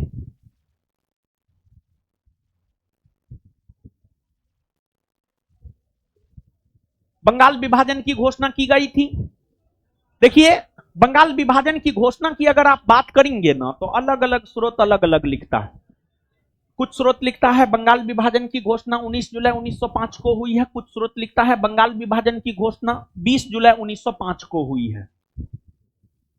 लेकिन 19 जुलाई 1905 को बंगाल विभाजन की घोषणा हुई है और यह घोषणा लॉर्ड कर्जन के द्वारा किया गया है। और बंगाल विभाजन की जब घोषणा हुई तो इस घोषणा के तहत बंगाल को 2 भागों में बांट दिया गया। इस घोषणा के तहत जो है बंगाल को 2 भागों में बांट दिया गया, पूर्वी बंगाल और पश्चिमी बंगाल। पूर्वी बंगाल मुस्लिम बहुल इलाका था, उसमें बांग्लादेश आता था। पश्चिमी बंगाल हिंदू बहुल इलाका था, उसमें बिहार, झारखंड, पश्चिम बंगाल जैसे क्षेत्र आते थे। पूर्वी बंगाल की राजधानी ढाका, पश्चिमी बंगाल की राजधानी कोलकाता। और जब बंगाल का विभाजन हुआ तो इस बंगाल विभाजन के खिलाफ ही कांग्रेस ने कलकत्ता के टाउन हॉल से 7 अगस्त 1905 को स्वदेशी या बंगभंग आंदोलन की शुरुआत किया।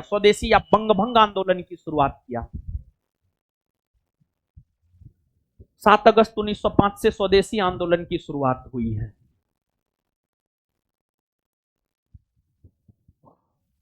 और हां, 16 अक्टूबर 1905 को बंगाल विभाजन लागू हुआ। बंगाल विभाजन की घोषणा 19 जुलाई 1905 और बंगाल विभाजन के खिलाफ 7 अगस्त 1905 से स्वदेशी आंदोलन की शुरुआत हुई है। और बंगाल विभाजन लागू हुआ है 16 अक्टूबर 1905 को। कांग्रेस के 1916 के लखनऊ अधिवेशन में कौन सा मुख्य दूरगामी परिणाम वाला निर्णय लिया गया था? देखिए, ध्यान दीजिएगा बाबू, समझिएगा। 1916 में कांग्रेस का वार्षिक अधिवेशन लखनऊ में हुआ। मुस्लिम लीग का भी वार्षिक अधिवेशन लखनऊ में हुआ। और 1916 में कांग्रेस और मुस्लिम लीग दोनों का जो वार्षिक अधिवेशन लखनऊ में हुआ, उस दौरान ही कांग्रेस और मुस्लिम लीग के बीच एक समझौता हुआ, जिस समझौता को इतिहास में लखनऊ समझौता या लखनऊ पैक्ट कहते हैं। लखनऊ समझौता या लखनऊ पैक्ट के तहत क्या हुआ, ध्यान से सुनिएगा। लखनऊ समझौता के तहत मुस्लिम लीग ने कांग्रेस को यह आश्वासन दिया कि मुस्लिम लीग ने कांग्रेस को यह आश्वासन दिया कि हम कांग्रेस को देश की आजादी के आंदोलन में साथ देंगे। बदले में कांग्रेस ने मुसलमानों को दिए जाने वाले पृथक निर्वाचन के अधिकार को स्वीकार लिया। मुसलमानों को पृथक निर्वाचन का अधिकार 1909 के भारत शासन अधिनियम के तहत दिए गए थे, लेकिन शुरुआती दौर में उसे कांग्रेस स्वीकार नहीं किया। परंतु कांग्रेस और मुस्लिम लीग के बीच जो गतिरोध था, उस वजह से स्वतंत्रता आंदोलन पुरजोर तरीका से नहीं चल पा रहा था। तो कांग्रेस स्वतंत्रता आंदोलन को पुरजोर तरीका से चलाना चाहता था। इसी वजह से कांग्रेस ने 1909 के भारत शासन अधिनियम के तहत मुसलमानों को दिए जाने वाले पृथक निर्वाचन के अधिकार को स्वीकार कर लिया। लेकिन जब ये हुआ तो इसका विरोध मदन मोहन मालवीय ने किया। और जानते हैं, अगर ये नहीं होता तो भारत का विभाजन नहीं होता। ये हो गया, इसी वजह से भारत का विभाजन हुआ। अगर ये नहीं होता तो आप विश्वास मानिए भारत का विभाजन नहीं होता। ये हो गया, इसी वजह से भारत का विभाजन हुआ। यही दूरगामी परिणाम है। समझ गए? आंसर बताइए। हैं?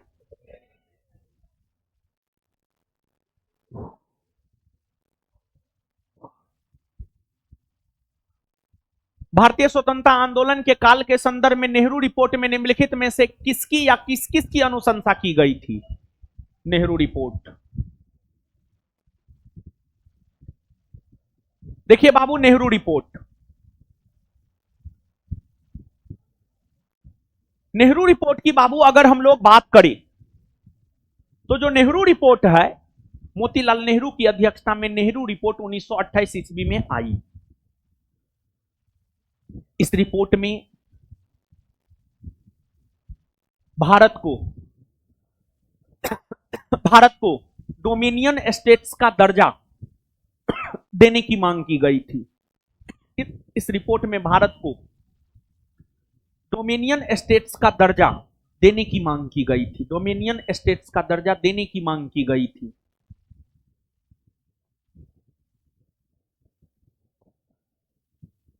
इस रिपोर्ट में कहीं भी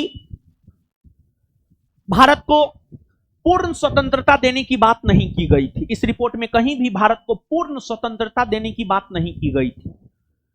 और इस रिपोर्ट में कहीं भी भारत को पूर्ण स्वतंत्रता देने की बात नहीं की गई थी। इसीलिए सुभाष चंद्र बोस ने, पंडित जवाहरलाल नेहरू ने नेहरू रिपोर्ट का विरोध किया। पंडित नेहरू के पिताजी थे मोतीलाल नेहरू। मोतीलाल नेहरू यानी पिताजी यानी बाप, रिपोर्ट तैयार किया, बेटा नहीं मान रहा है, कर ना, डोमिनियन स्टेट्स हमको चाहिए नहीं, हमको चाहिए पूर्ण आजादी। और फिर पंडित नेहरू ने ही 1929 के कांग्रेस के लाहौर में हो रहे वार्षिक अधिवेशन की अध्यक्षता करते हुए कांग्रेस का लक्ष्य पूर्ण स्वराज को घोषित किया। तो नेहरू रिपोर्ट में कहीं भी पूर्ण स्वतंत्रता की बात नहीं की गई थी। अब इसके बाद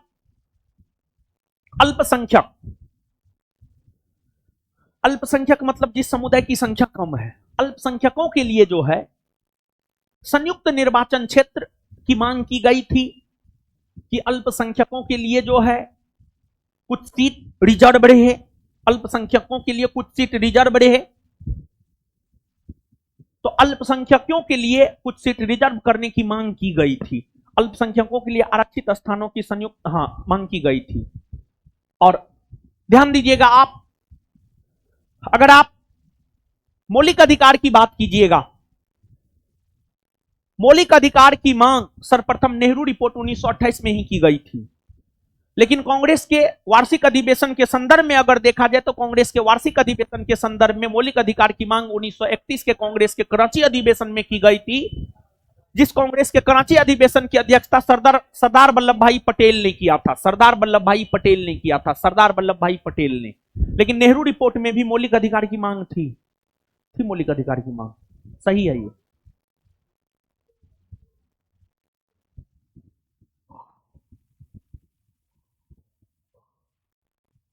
भारत छोड़ो आंदोलन के दौरान बकरी का टापू में अखिल भारतीय आजाद दास्ता का गठन किया।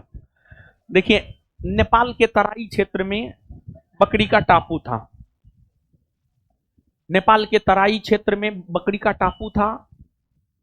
भारत छोड़ो आंदोलन के दौरान आजाद दास्ता का गठन वहां पर जयप्रकाश नारायण ने किया था, जेपी ने किया था, जयप्रकाश नारायण ने किया था, जयप्रकाश नारायण ने किया था। देखिए, जब भारत छोड़ो आंदोलन की शुरुआत हुई ना, तो कांग्रेस के अग्रिम पंक्ति के सभी नेताओं को गिरफ्तार कर जेल में बंद कर दिया गया। लेकिन जयप्रकाश नारायण को भी बंद किया गया था। जयप्रकाश नारायण को हजारीबाग सेंट्रल जेल में बंद किया गया था। वे दीपावली उत्सव का फायदा उठाते हुए दीवार फांद कर भाग गया और नेपाल पहुंच गया और नेपाल में आजाद दास्ता का गठन किया और आजाद दास्ता के जरिए जो है भारत छोड़ो आंदोलन में अपनी भागीदारी निभाने का काम जयप्रकाश नारायण ने किया। अब जो राम मनोहर लोहिया है, उषा मेहता है, चितू पांडे है, इन सभी का भारत छोड़ो आंदोलन में योगदान रहा है। भारत छोड़ो आंदोलन के दौरान रेडियो का संचालन कौन किया? उषा। भारत छोड़ो आंदोलन के दौरान बलिया में समानांतर सरकार की गठन कौन किया? चितू पांडे। चितू पांडे। माउंटबेटन योजना 3 जून 1947 ने निम्नलिखित में से किस या किन प्रांत में लोक निर्णयार्थ संस्तुति की थी? मतलब रेफरेंडम, मतलब जनमत संग्रह। इसका मतलब है जनमत संग्रह। ये जो शब्द है ना, इसका मतलब है जनमत संग्रह।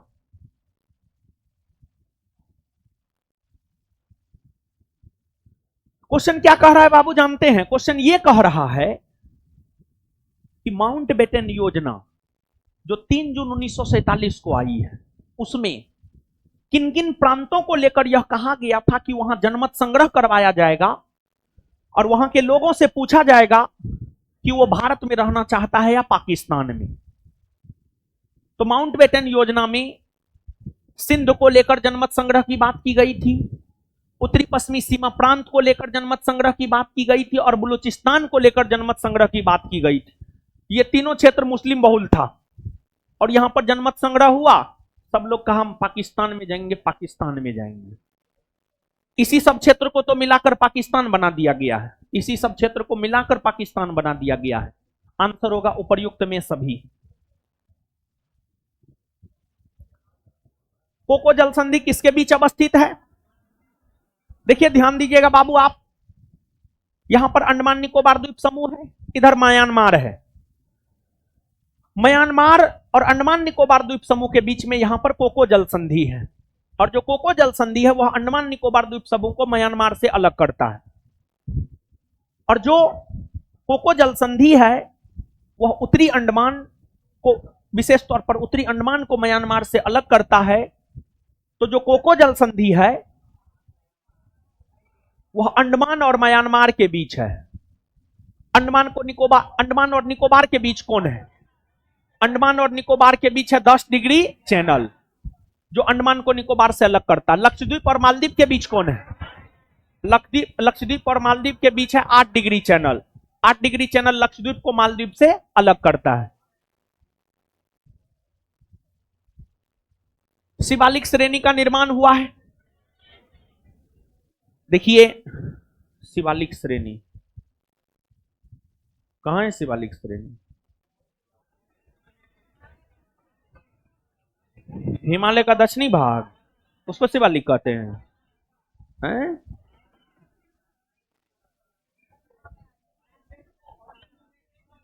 हैं?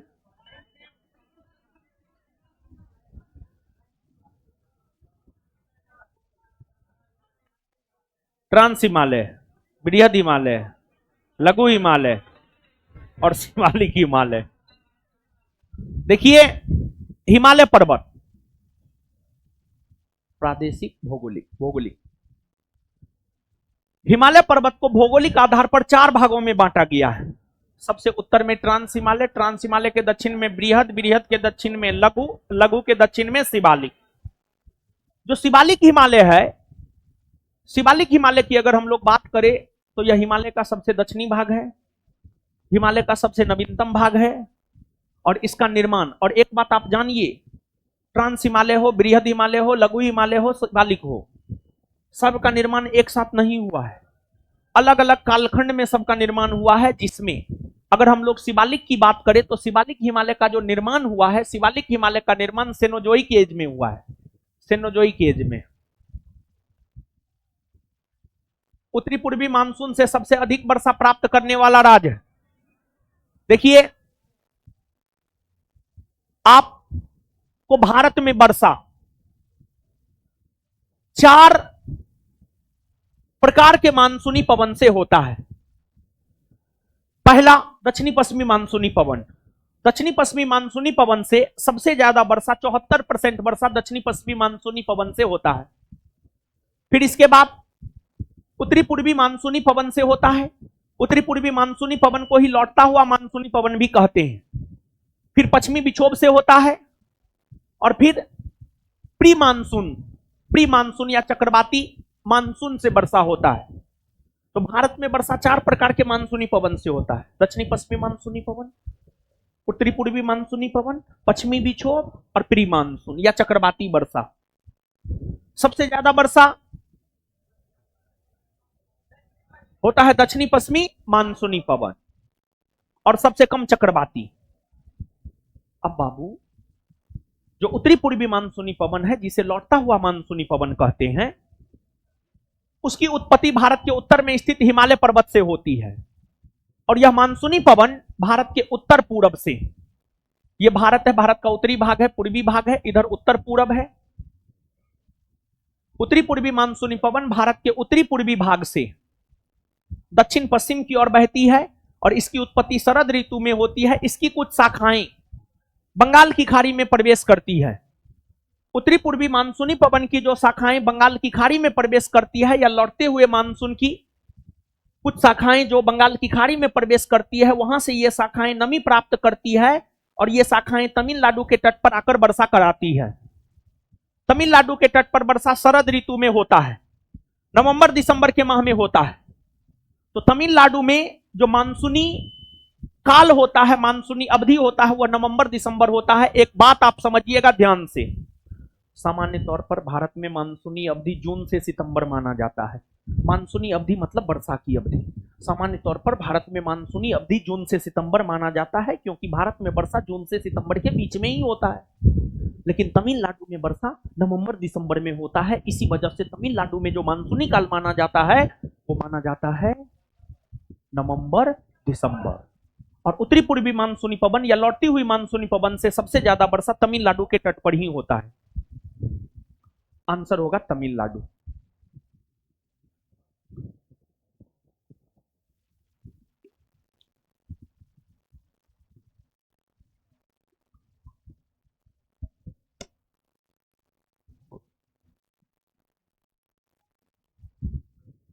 आगे आइएगा बाबू।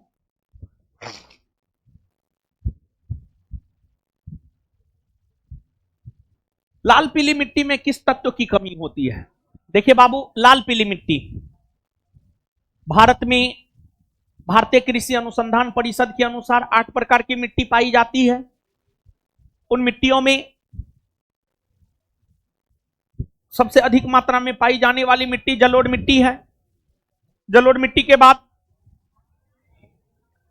भारत में दूसरी सबसे अधिक मात्रा में पाई जाने वाली मिट्टी लाल पीली मिट्टी है। लाल पीली मिट्टी भारत के कुल क्षेत्रफल के लगभग 18% भूभाग पर पाई जाती है। इस मिट्टी का रंग मुख्य तौर पर लाल होता है। इस मिट्टी का रंग मुख्य तौर पर लाल होता है। फेरिक ऑक्साइड या लोह ऑक्साइड, फेरिक ऑक्साइड या लोह ऑक्साइड की उपस्थिति के कारण इस मिट्टी का रंग लाल होता है। लेकिन इसी मिट्टी को जब पानी में जल से संयोजित कर दिया जाता है, यानी जब इस मिट्टी को पानी में मिला दिया जाता है, तो यह मिट्टी पीला दिखने लगता है। यह मिट्टी पीला दिखने लगता है। तो इस मिट्टी में फेरिक ऑक्साइड जैसे तत्वों की अधिकता होती है, लेकिन नाइट्रोजन, फास्फोरस, पोटास और ह्यूमस जैसे तत्वों की कमी होती है। नाइट्रोजन, फास्फोरस, पोटास और ह्यूमस जैसे तत्वों की कमी होती है। तो इस मिट्टी में ये सभी तत्वों की कमी होती है। और लाल पीली मिट्टी जो है 2 प्रकार का होता है, महीन कण वाली लाल पीली मिट्टी और मोटे कणों वाली लाल पीली मिट्टी। महीन कणों वाली लाल पीली मिट्टी उपजाऊ होती है और मोटे कणों वाली लाल पीली मिट्टी उपजाऊ नहीं होती है। और इस मिट्टी में काजू, चाय, कॉफी, मसाला, इस सब का उत्पादन होता है। कुल निम्नलिखित में किस राज्य या केंद्र शासित प्रदेश की पारंपरिक सिंचाई प्रणाली है? ऐसे तो जानते हैं जो कुल सिंचाई प्रणाली है ना हिमाचल प्रदेश की है, हिमाचल प्रदेश की है, लेकिन ऑप्शन में हिमाचल प्रदेश ना है तो ना ना लद्दाख के साथ मत जाइए, जम्मू कश्मीर के साथ चलिए ना। ऐसे ही हिमाचल प्रदेश का है लेकिन ऑप्शन के अकॉर्डिंग जम्मू कश्मीर के साथ चलिए। कुल सिंचाई प्रणाली में बाबू क्या होता है जानते हैं? कुल सिंचाई प्रणाली में बाबू क्या होता है जानते हैं? इस सिंचाई प्रणाली में बड़ा बड़ा जो झरना होता है, बड़ा बड़ा जो नदी होता है, उस नदी के पानी को मोड़ा जाता है। बड़ा झरना बड़ा नदी के पानी को मोड़ा जाता है और उस पानी को छोटे नाला से जोड़ा जाता है। छोटे नाला से जोड़कर जो है, यानी कोई बड़ा नदी है, गौर से समझिए, कुल सिंचाई प्रणाली क्या है? कोई बड़ा नदी है, कोई बड़ा झरना है, पानी बह रही है। अब वो पानी, उस पानी को छोटे नाला, उस पानी को मोड़कर छोटे नाला की ओर प्रवाहित करना, यही कुल सिंचाई प्रणाली कहलाता है। यह हिमाचल प्रदेश की पारंपरिक सिंचाई प्रणाली है, हिमाचल प्रदेश की। लेकिन ऑप्शन में ना है, हिमाचल प्रदेश के साथ साथ जम्मू कश्मीर में भी इस प्रकार की सिंचाई प्रणाली देखने को मिलती है, तो ना है तो चल सकते हैं इसके साथ भी आप, कोई दिक्कत ना है।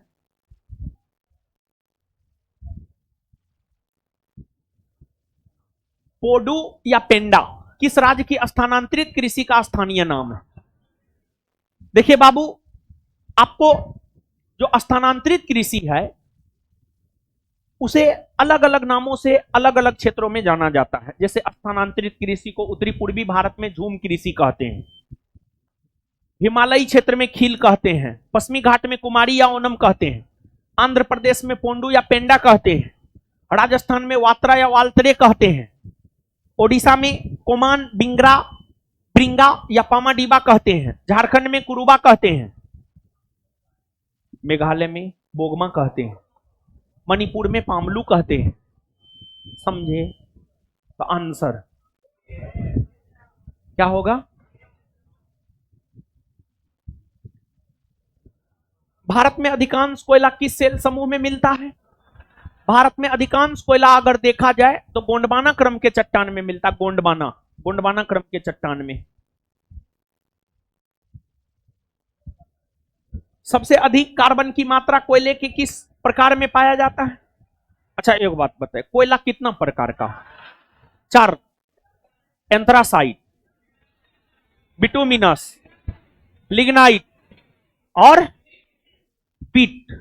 जिस कोयला में कार्बन की जितनी अधिक मात्रा, वो कोयला उतना बेहतर माना जाता है, और जो कोयला, जिस कोयला में कार्बन की जितनी कम मात्रा, वो कोयला उतना खराब माना जाता है। तो सबसे ज्यादा कार्बन का मात्रा है एंथ्रासाइट में। एंथ्रासाइट में ना लगभग 90% के आसपास। कुछ स्रोत लिखता है 86 से 92%, कुछ स्रोत लिखता है 92 से 97%। तो इसी वजह से हम लगभग 90% बोल दिए हैं। एंथ्रासाइट कोयला में लगभग 90% के आसपास जो है आपको कार्बन होता है। और सबसे कम कार्बन किस में? पीट में ना। सबसे कम कार्बन पीट में ना। और इसके बाद जो लिग्नाइट कोयला है सब जगह मिलता है? नहीं मिलता है। लिग्नाइट कोयला सब जगह नहीं मिलता, बहुत रईस इलाका सब में जो है बहुत कम जगह पर लिग्नाइट कोयला मिलता है।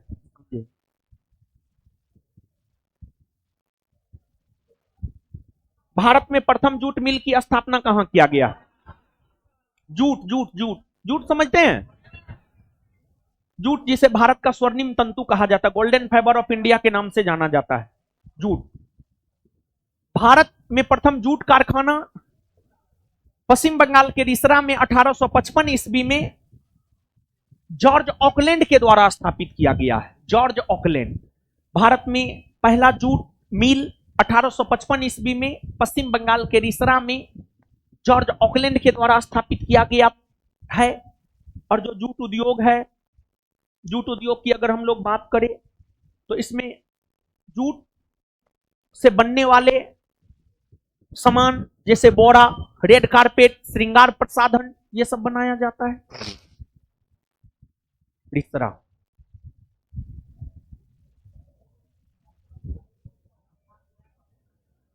भारत में प्रथम रासायनिक उर्वरक की स्थापना कब किया गया है? भारत में प्रथम रासायनिक उर्वरक की स्थापना तमिलनाडु के रानीपेट में 1906 में किया गया है। वर्तमान में ग्रैंड ट्रंक रोड के अंतर्गत कौन कौन शामिल है?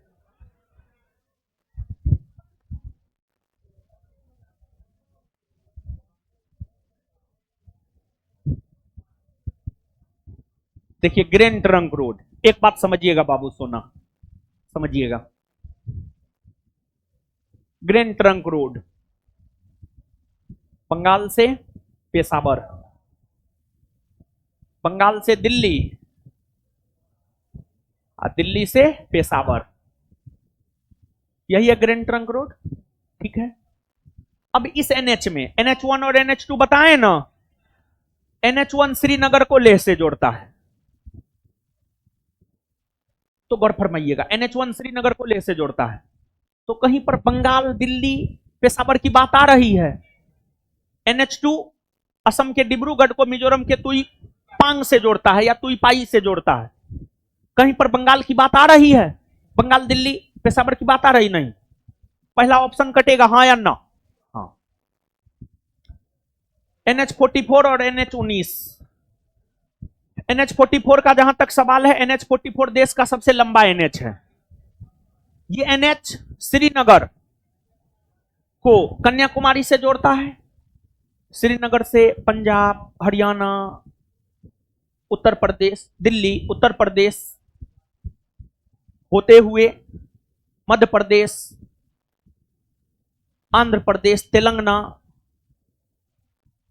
होते हुए तमिलनाडु के कन्याकुमारी तक NH44 का विस्तार है। तो कहीं ना कहीं दिल्ली, दिल्ली से इंटरकनेक्ट कर रहा है। फिर NH19, NH19 की अगर हम बात करें तो जो NH19 है वह दिल्ली से कोलकाता को जोड़ता है। तो गौर फरमाइएगा, NH44 भी कहीं ना कहीं दिल्ली और NH19 भी दिल्ली को कोलकाता से जोड़ रहा है।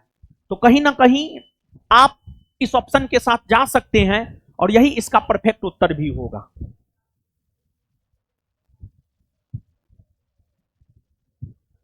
भारत में मूंगा चट्टान स्थल है, भारत में मूंगा चट्टान कच्छ की खाड़ी में भी पाई जाती, मन्नार की खाड़ी में भी, लक्षद्वीप में भी, इनमें सब में। वर्ष 2011 के जनगणना के अनुसार भारत का न्यूनतम साक्षर राज्य कौन है? अपना बिहार। और 2011 के आंकड़ों के अनुसार सबसे अधिक साक्षर केरल। लेकिन जो नया डाटा आया, कुछ मालूम है? क्या मालूम है? भारत का प्रथम पूर्ण साक्षर राज्य कौन बना है? मिजोरम ना।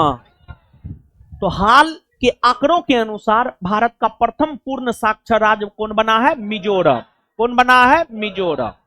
ऐसे 2011 के आंकड़ों के अनुसार केरल, ऐसे वर्तमान आंकड़ों के अनुसार मिजोरम। ये प्रश्न आ सकता है, मिजोरम वाला प्रश्न आ सकता है। इसको विशेष तौर पर हम करंट में आप लोगों ने पढ़ाए, करंट में पढ़ाएंगे हम आपको, ठीक है ना।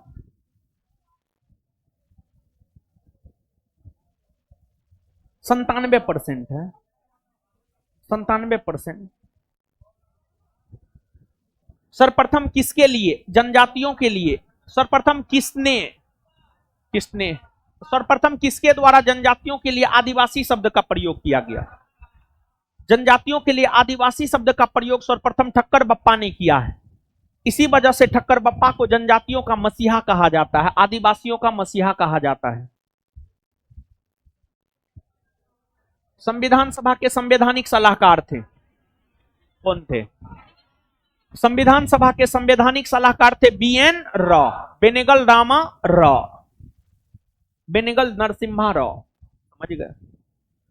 बताइए तो फटाफट। संविधान सभा के अस्थायी अध्यक्ष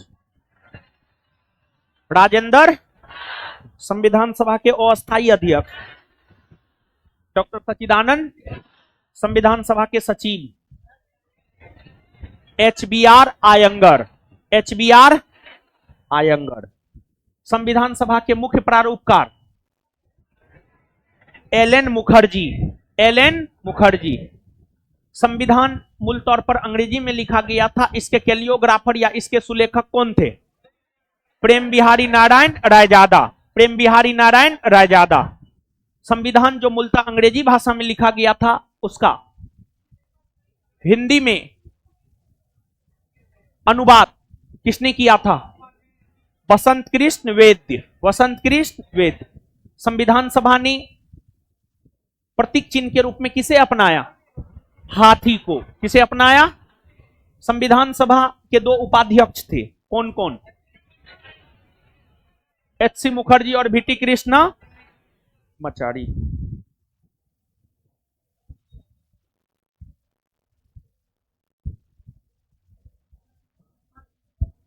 भारतीय संविधान का स्वरूप किस प्रकार का है? देखिए, जानते हैं, सुनिए हीरो सब, हीरालाल सब सुनिए। देखिए, भारत जानते हैं हर चीज में मध्यम मार्ग को अपनाया है। आप कहिएगा सब चीज अमेरिका का ही कॉपी कर लिया, भारत नहीं। सब चीज ब्रिटेन का कॉपी कर लिया, ना है। कुछ ब्रिटेन का लिया, कुछ अमेरिका का लिया, ताकि कोई देश ये नहीं कहे कि आप मेरा ही पूरा ले लिए हैं। बढ़िया ना है। और हां, कॉपी भी करने के लिए दिमाग चाहिए। कॉपी भी हर कोई नहीं कर सकता है। और एक बात जान लीजिए, भारत ऐसा नहीं कि अमेरिका से मौलिक अधिकार लिया उठा के रख दिया, वहां से मौलिक अधिकार का कंसेप्ट लिया। और भारत के सामाजिक राजनीतिक परिस्थितियों को देखते हुए जो है चीजों को शामिल किया। तो बाबू, आपको भारत के संविधान का जो स्वरूप है, रचना में संघात्मक और भावना में एकात्मक। भारतीय संविधान का जो स्वरूप है वह संरचना में संघात्मक और भावना में एकात्मक। संरचना में संघात्मक और भावना में एकात्मक का मतलब क्या है? संरचना में संघात्मक का मतलब है, देखिए, एक संघीय शासन प्रणाली है, एक संघात्मक शासन प्रणाली है। संघात्मक शासन प्रणाली वाला देश उस देश को माना जाता है जहां केंद्र और राज्य के बीच शक्ति का स्पष्टता पूर्वक बंटवारा देखने को मिलता है। भारत में केंद्र और राज्य के बीच शक्ति का स्पष्टता पूर्वक बंटवारा देखने को मिलता है। यह एक रीजन है जिस वजह से आप संविधान को संघात्मक कह सकते हैं, क्योंकि यह व्यवस्था संविधान ने ही किया है। और दूसरी बात आपको यह है कि संघात्मक शासन प्रणाली वाला देश होने के लिए लिखित संविधान होना चाहिए, संविधान सर्वोच्च होना चाहिए, स्वतंत्र न्यायपालिका होनी चाहिए। भारत में लिखित संविधान भी है, स्वतंत्र न्यायपालिका भी है, संविधान सर्वोच्च भी है। तो भारत का संविधान जिस तरीका से लिखा गया है ना, उसमें संघीय गुण है। संघीय गुण में होता है क्या? केंद्र और राज्य के बीच स्पष्टता पूर्वक शक्ति का बंटवारा होता है। भारत के संविधान में भी स्पष्टता पूर्वक शक्ति का बंटवारा केंद्र और राज्य के बीच हुआ है। इसी वजह से रचना में या संरचना में संघात्मक कह सकते हैं, लेकिन भावना में एकात्मक आप इसलिए कह सकते हैं क्योंकि जब आपातकाल लागू होता है, सब शक्ति केंद्र सरकार के पास चला जाता है। दूसरी बात, जब बाबू आपको न्यायपालिका की ओर आप जाते हैं, तो भारत में न्यायपालिका एकहरी और एकीकृत है, यह भी एकात्मकता की ओर झुकाव है। इसके बाद नागरिकता, एकल नागरिकता, यह भी एकात्मकता की ओर झुकाव है। तो यही है आंसर सी।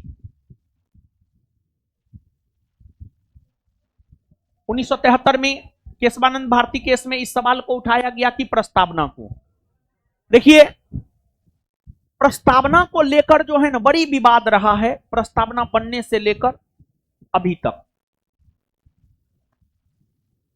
अभी भी प्रस्तावना को लेकर विवाद है। प्रस्तावना में जो पंथ निरपेक्ष शब्द है उसको हटाने की बात कभी कभी चलती है, बीजेपी के नेता करते हैं। एक तो पहला विवाद प्रस्तावना को लेकर यह रहा, संविधान सभा के सदस्य ही इस उहापोह में थे कि प्रस्तावना को संविधान लागू करने के साथ लागू करे या ना करे, लेकिन संविधान सभा के सदस्यों ने अंततः सर्वसम्मति से यह निर्णय लिया कि प्रस्तावना को हम लोग लागू करेंगे और संविधान लागू करने के साथ साथ प्रस्तावना को भी लागू किया गया। प्रस्तावना संविधान का अंग है या नहीं है, यह विवाद का विषय रहा है। सुप्रीम कोर्ट ने अपने डिसीजन में कभी कहा है, कभी कहा है नहीं है। बेरुवारीवाद 1960 के केस में सुप्रीम कोर्ट ने यह कहा प्रस्तावना संविधान का अंग नहीं है, इसलिए संसद उसमें संशोधन नहीं कर सकती है। आगे चलकर केशवानंद भारतीवाद 1973 में सुप्रीम कोर्ट ने अपने पुराने निर्णय को पलट दिया और कहा कि प्रस्तावना संविधान का अंग है और इसलिए संसद इसमें संशोधन कर सकती है। और जब केशवानंद भारतीवाद में यह बतला दिया गया कि प्रस्तावना संविधान का अंग है और इसलिए संसद इसमें संशोधन कर सकती है, तो फिर आगे चलकर 42वां संविधान संशोधन 1976 के तहत प्रस्तावना में संशोधन हुआ, जिसके तहत प्रस्तावना में 3 नए शब्द समाजवादी, पंथ निरपेक्ष और अखंडता को जोड़ा गया। आंसर हो जाएगा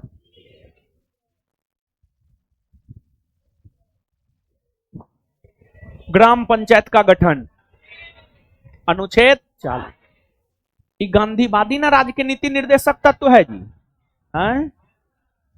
समान आचार संहिता, अनुच्छेद, ये उदारवादी ना है। देखिए राज्य के नीति निर्देशक तत्व को 3 भाग में बांटकर पढ़ते हैं, समाजवादी, गांधीवादी और उदारवादी। अनुच्छेद 40 गांधीवादी है, अनुच्छेद 44 उदारवादी है। कृषि एवं पशुपालन, क्या 48 न्यायपालिका का कार्यपालिका से पृथक। 50 क्या होगा, ए लीजिए। छत्तीसगढ़ राज्य स्वरूप में कब आया? मध्य प्रदेश का विभाजन कर छत्तीसगढ़ का गठन 1 नवंबर 2000 ईस्वी को हुआ। उत्तर प्रदेश का विभाजन कर उत्तराखंड का गठन 9 नवंबर 2000 को हुआ और बिहार का विभाजन कर झारखंड का गठन 15 नवंबर 2000 को हुआ। 15 नवंबर 2000 को हुआ।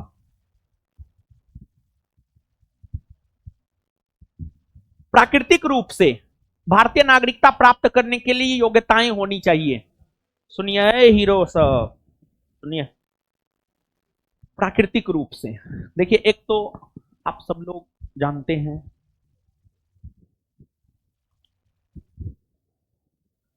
भारत में नागरिकता प्राप्त करने की कितनी शर्तें? 5। भारत में नागरिकता प्राप्त करने की 5 शर्तें। भारत में नागरिकता प्राप्त करने की 5 शर्तें। भारत में नागरिकता प्राप्त करने की कितनी शर्तें हैं? 5। भारत में नागरिकता प्राप्त करने की 5 शर्तें। आप समझिएगा बाबू,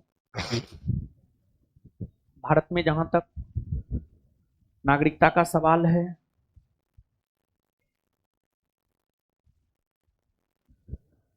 भारत में नागरिकता प्राप्त करने की 5 शर्तें हैं। इसकी चर्चा नागरिकता अधिनियम 1955 में है। जो 5 शर्तें, उसमें पहला है जन्म के आधार पर, दूसरा है वंशीय परंपरा के आधार पर, तीसरा है पंजीकरण के आधार पर, चौथा है भूमि विस्तार और 5वां है देशीयकरण या प्राकृतिक रूप। देशीयकरण या प्राकृतिक दोनों एक ही है। देशीयकरण या प्राकृतिक दोनों एक ही है। देशीयकरण के आधार पर अगर कोई विदेशी व्यक्ति भारत की नागरिकता प्राप्त करना चाहता है तो उसके लिए उसे उस देश का नागरिक होना होगा जहां पर देशीयकरण से नागरिकता दी जाती है। पहला शर्त यह है। दूसरा शर्त यह है कि वो व्यक्ति अपने देश की नागरिकता त्याग दिया है, इसकी सूचना भारत सरकार को दे दिया है। तीसरा शर्त यह है कि वह भारत के संविधान में अपनी निष्ठा रखता हो। चौथा शर्त यह है कि संविधान के 8वीं अनुसूची में वर्णित 22 राजभाषाओं में से किसी भी एक भाषा में उसको कोई भी एक भाषा वो जानता हो। और अगला शर्त यह है कि वह अच्छा चरित्र का हो। ये सब गुण अगर किसी व्यक्ति में है तो उसे देशीयकरण के आधार पर या प्राकृतिक रूप से भारत की नागरिकता दी जा सकती है, अदरवाइज नहीं दी जा सकती है। और एक बात बाबू याद रखिए, देशीयकरण के आधार पर, पंजीकरण के आधार पर अगर किसी व्यक्ति को नागरिकता मिला है तो उसकी नागरिकता छीनी भी जा सकती है। देशीयकरण या पंजीकरण के आधार पर अगर किसी व्यक्ति को नागरिकता मिला है तो उसकी नागरिकता छीनी भी जा सकती है। सोनिया गांधी को पंजीकरण के आधार पर देश की नागरिकता मिली है, उसकी नागरिकता छीनी जा सकती है। लेकिन अगर जन्म के आधार पर और वंशीय परंपरा के आधार पर किसी व्यक्ति को नागरिकता मिला है तो उसकी नागरिकता छीनी नहीं जा सकती है। राहुल गांधी जन्म के आधार पर भारत का नागरिक है, राहुल गांधी की नागरिकता नहीं छीनी जा सकती है। समझ गए? सोनिया गांधी की छीनी जा सकती। क्या होगा आंसर? बोलिए सभी ना। भारतीय संविधान के किस अनुच्छेद में विधि की सम्यक क्रिया के सिद्धांत को शामिल किया गया है? विधि की सम्यक क्रिया के सिद्धांत को शामिल किया गया है अनुच्छेद 21 में। अनुच्छेद 21 में। अनुच्छेद 11 में क्या है? अनुच्छेद 11 यह कहता है नागरिकता प्रदान करने को लेकर या नागरिकता समाप्त करने को लेकर कानून बनाएगा भारत की संसद। अनुच्छेद 11 यह कहता है कि नागरिकता प्रदान करने को लेकर या नागरिकता छीनने को लेकर कानून बनाएगा भारत की संसद। अनुच्छेद 16 लोक नियोजन में अवसर की समानता। अनुच्छेद 26 धार्मिक कार्यों का प्रबंधन। अनुच्छेद 26 धार्मिक कार्यों का प्रबंधन।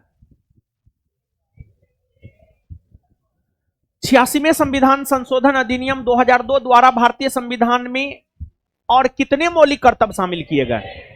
देखिए आप सब लोग जानते हैं भारतीय संविधान में मौलिक कर्तव्य 42वां संविधान संशोधन 1976 के तहत शामिल किए गए हैं, जिसके तहत मौलिक कर्तव्यों की संख्या 10। लेकिन बाद में 86वां संविधान संशोधन के तहत एक और मौलिक कर्तव्य जोड़ा गया, जिस वजह से मौलिक कर्तव्यों की संख्या 10 से बढ़कर 11 हो गई। और 11वां मौलिक कर्तव्य यह जोड़ा गया कि माता पिता या संरक्षक का यह कर्तव्य होगा कि वह अपने 6 से 14 आयु वर्ग के बच्चों को प्राथमिक स्तर पर उनकी मातृभाषा में शिक्षा जरूर उपलब्ध करवाएं। एक 11 को मौलिक कर्तव्य है, पढ़ेगा पढ़ो है पढ़ो। ये तो फट गया। देख रहा लड़की लोग इस एग्जांपल से समझिए, आप लोग जो ओवर मेकअप कर लेते हैं तो मेकअप में भी आप लोग मध्यम मार्ग को अपनाया कीजिए। आप लोग को लगता है कि ओवर मेकअप में और सुंदर लगेंगे और बदसूरत लगने लगते हैं।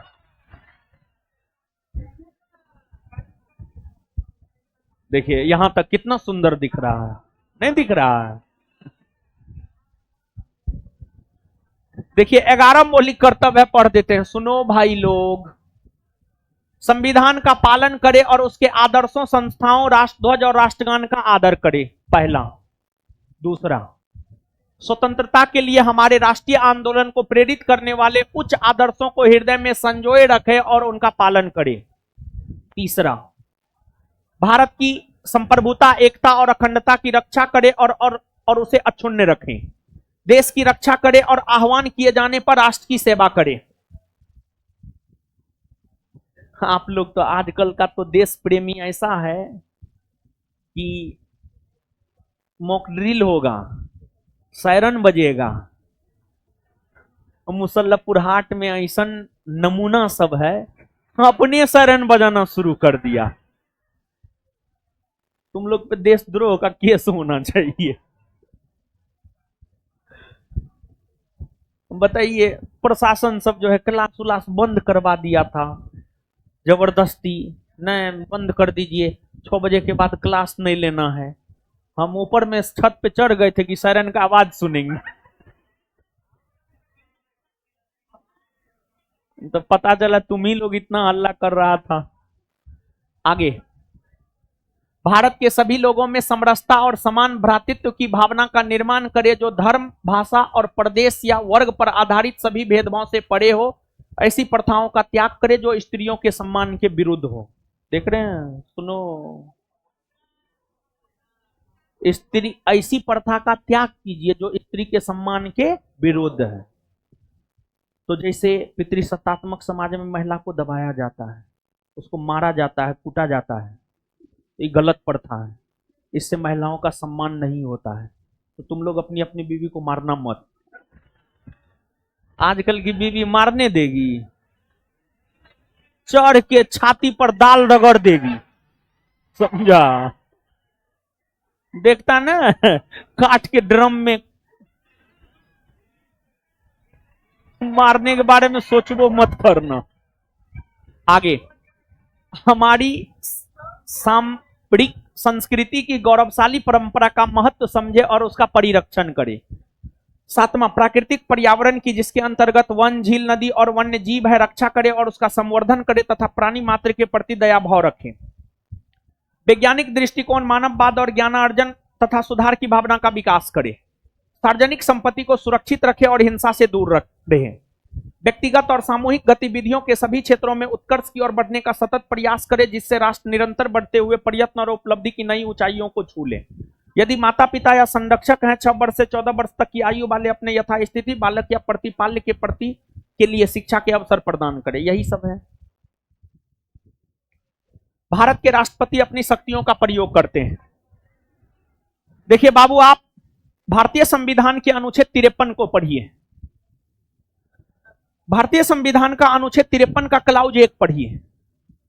जब आप भारतीय संविधान के अनुच्छेद 53 के क्लाउज 1 को पढ़िएगा, तो भारतीय संविधान के अनुच्छेद 53 का क्लाउज 1 यह कहता है, राष्ट्रपति अपना काम स्वयं करता है या अपने अधीनस्थ अधिकारियों के माध्यम से भी करवाता है। राष्ट्रपति अपना काम स्वयं करता है या अपने अधीनस्थ अधिकारियों के माध्यम से करवाता है। आंसर हो जाएगा सीधे अथवा अपने अधीनस्थ अधिकारियों के माध्यम से। भारत के अटॉर्नी जनरल विधि सलाहकार है। अटॉर्नी जनरल ऑफ इंडिया यानी भारत के महान्यायवादी भारत सरकार के विधि सलाहकार है। इसकी चर्चा अनुच्छेद 76 में है। इसकी नियुक्ति राष्ट्रपति करते हैं। भारतीय संविधान के किस अनुच्छेद में कहा गया है कि मंत्रिपरिषद लोकसभा के प्रति सामूहिक रूप से उत्तरदायी होगी? भारतीय संविधान के अनुच्छेद 75 के क्लाउज 3 में, अनुच्छेद 75 के क्लाउज 3 में यह कहा गया है कि मंत्रिपरिषद सामूहिक तौर पर लोकसभा के प्रति उत्तरदायी होगा। 75 का क्लाउज 3। 75 का क्लाउज 1 अगर देखा जाए तो 75 का क्लाउज 1 यह कहता है कि प्रधानमंत्री की नियुक्ति राष्ट्रपति करेंगे, और 75 का क्लाउज 2 यह कहता है कि प्रधानमंत्री के सलाह पर अन्य मंत्रियों की नियुक्ति राष्ट्रपति करेंगे। समझ गए? निम्नलिखित राज्यों में से कहां विधान परिषद है? भारत में मात्र 6 राज्य है जहां पर विधान परिषद है। उत्तर प्रदेश, बिहार, महाराष्ट्र, कर्नाटक, तेलंगाना, आंध्र प्रदेश। ये 6 ऐसे राज्य है जहां विधान परिषद है। बाद बाकी राज्यों में विधान परिषद नहीं है। 22 राज्य में विधान परिषद नहीं है, 6 में है। आंसर क्या हो जाएगा? केवल 4। किसी मंत्री के विरुद्ध विशेषाधिकार प्रस्ताव उठाया जा सकता है जब वह किसी मामले के तथ्यों को रोकता है या तथ्यों को बिगड़ा हुआ वर्णन देता है। भारतीय संविधान का कौन सा अनुच्छेद संघ राज्य क्षेत्रों के लिए उच्च न्यायालय से संबंधित है? देखिए, ध्यान दीजिएगा। सामान्य तौर पर भारतीय संविधान का अनुच्छेद 214 यह कहता है प्रत्येक राज्य में एक उच्च न्यायालय होगा। प्रत्येक राज्य में एक उच्च न्यायालय होगा, इसको लेकर प्रावधान अनुच्छेद 214 करता है। लेकिन राज्यों में उच्च न्यायालय का गठन 216 के तहत होता है। परंतु राज्यों में उच्च न्यायालय को लेकर प्रावधान तो अनुच्छेद 214 से 231 के बीच में है, 214 से 231 के बीच में है। लेकिन केंद्रशासित प्रदेश को लेकर संघ शासित क्षेत्र को लेकर उच्च न्यायालय का प्रावधान भारतीय संविधान के अनुच्छेद 241 में है, 241 में है। और केंद्र शासित प्रदेश या संघ शासित क्षेत्रों में देखा जाए तो 8 केंद्र शासित प्रदेश में से मात्र 2 ऐसा केंद्र शासित प्रदेश है जिसके पास अपना उच्च न्यायालय है। एक है जम्मू कश्मीर और एक है दिल्ली, एक है जम्मू कश्मीर और एक है दिल्ली।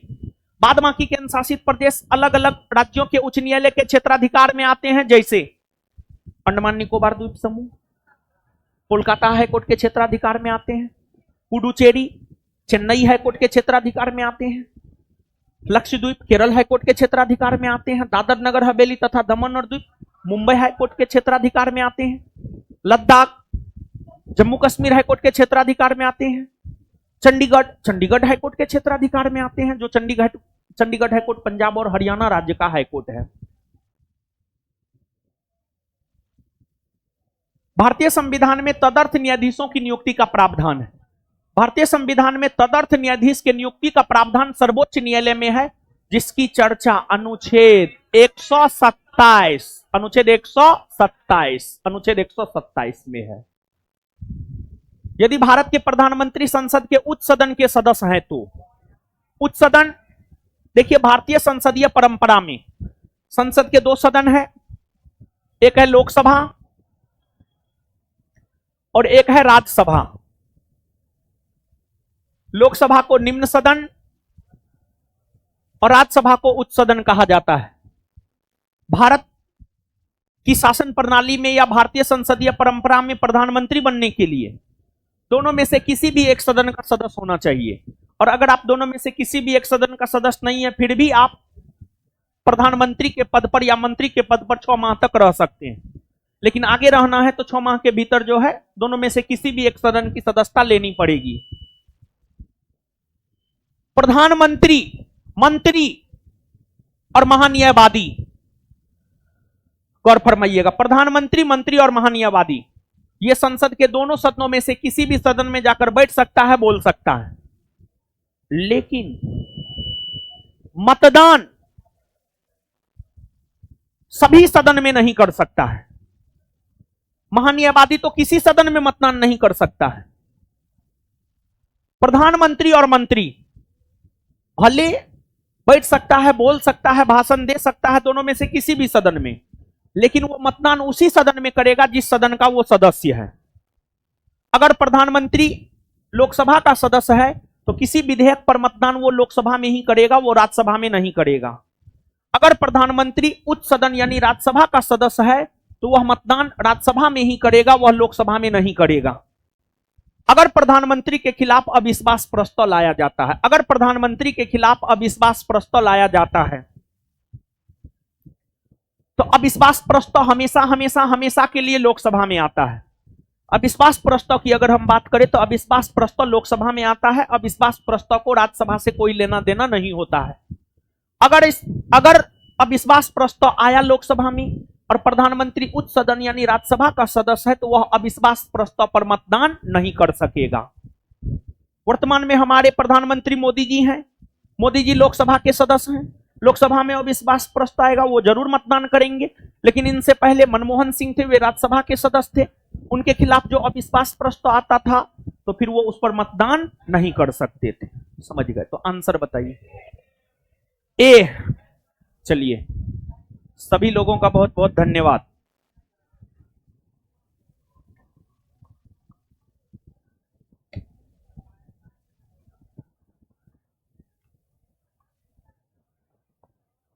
रुकिए दीदी जी, लोग कैसे जा रही है? शर्म नहीं होता है जी तुम लोग को?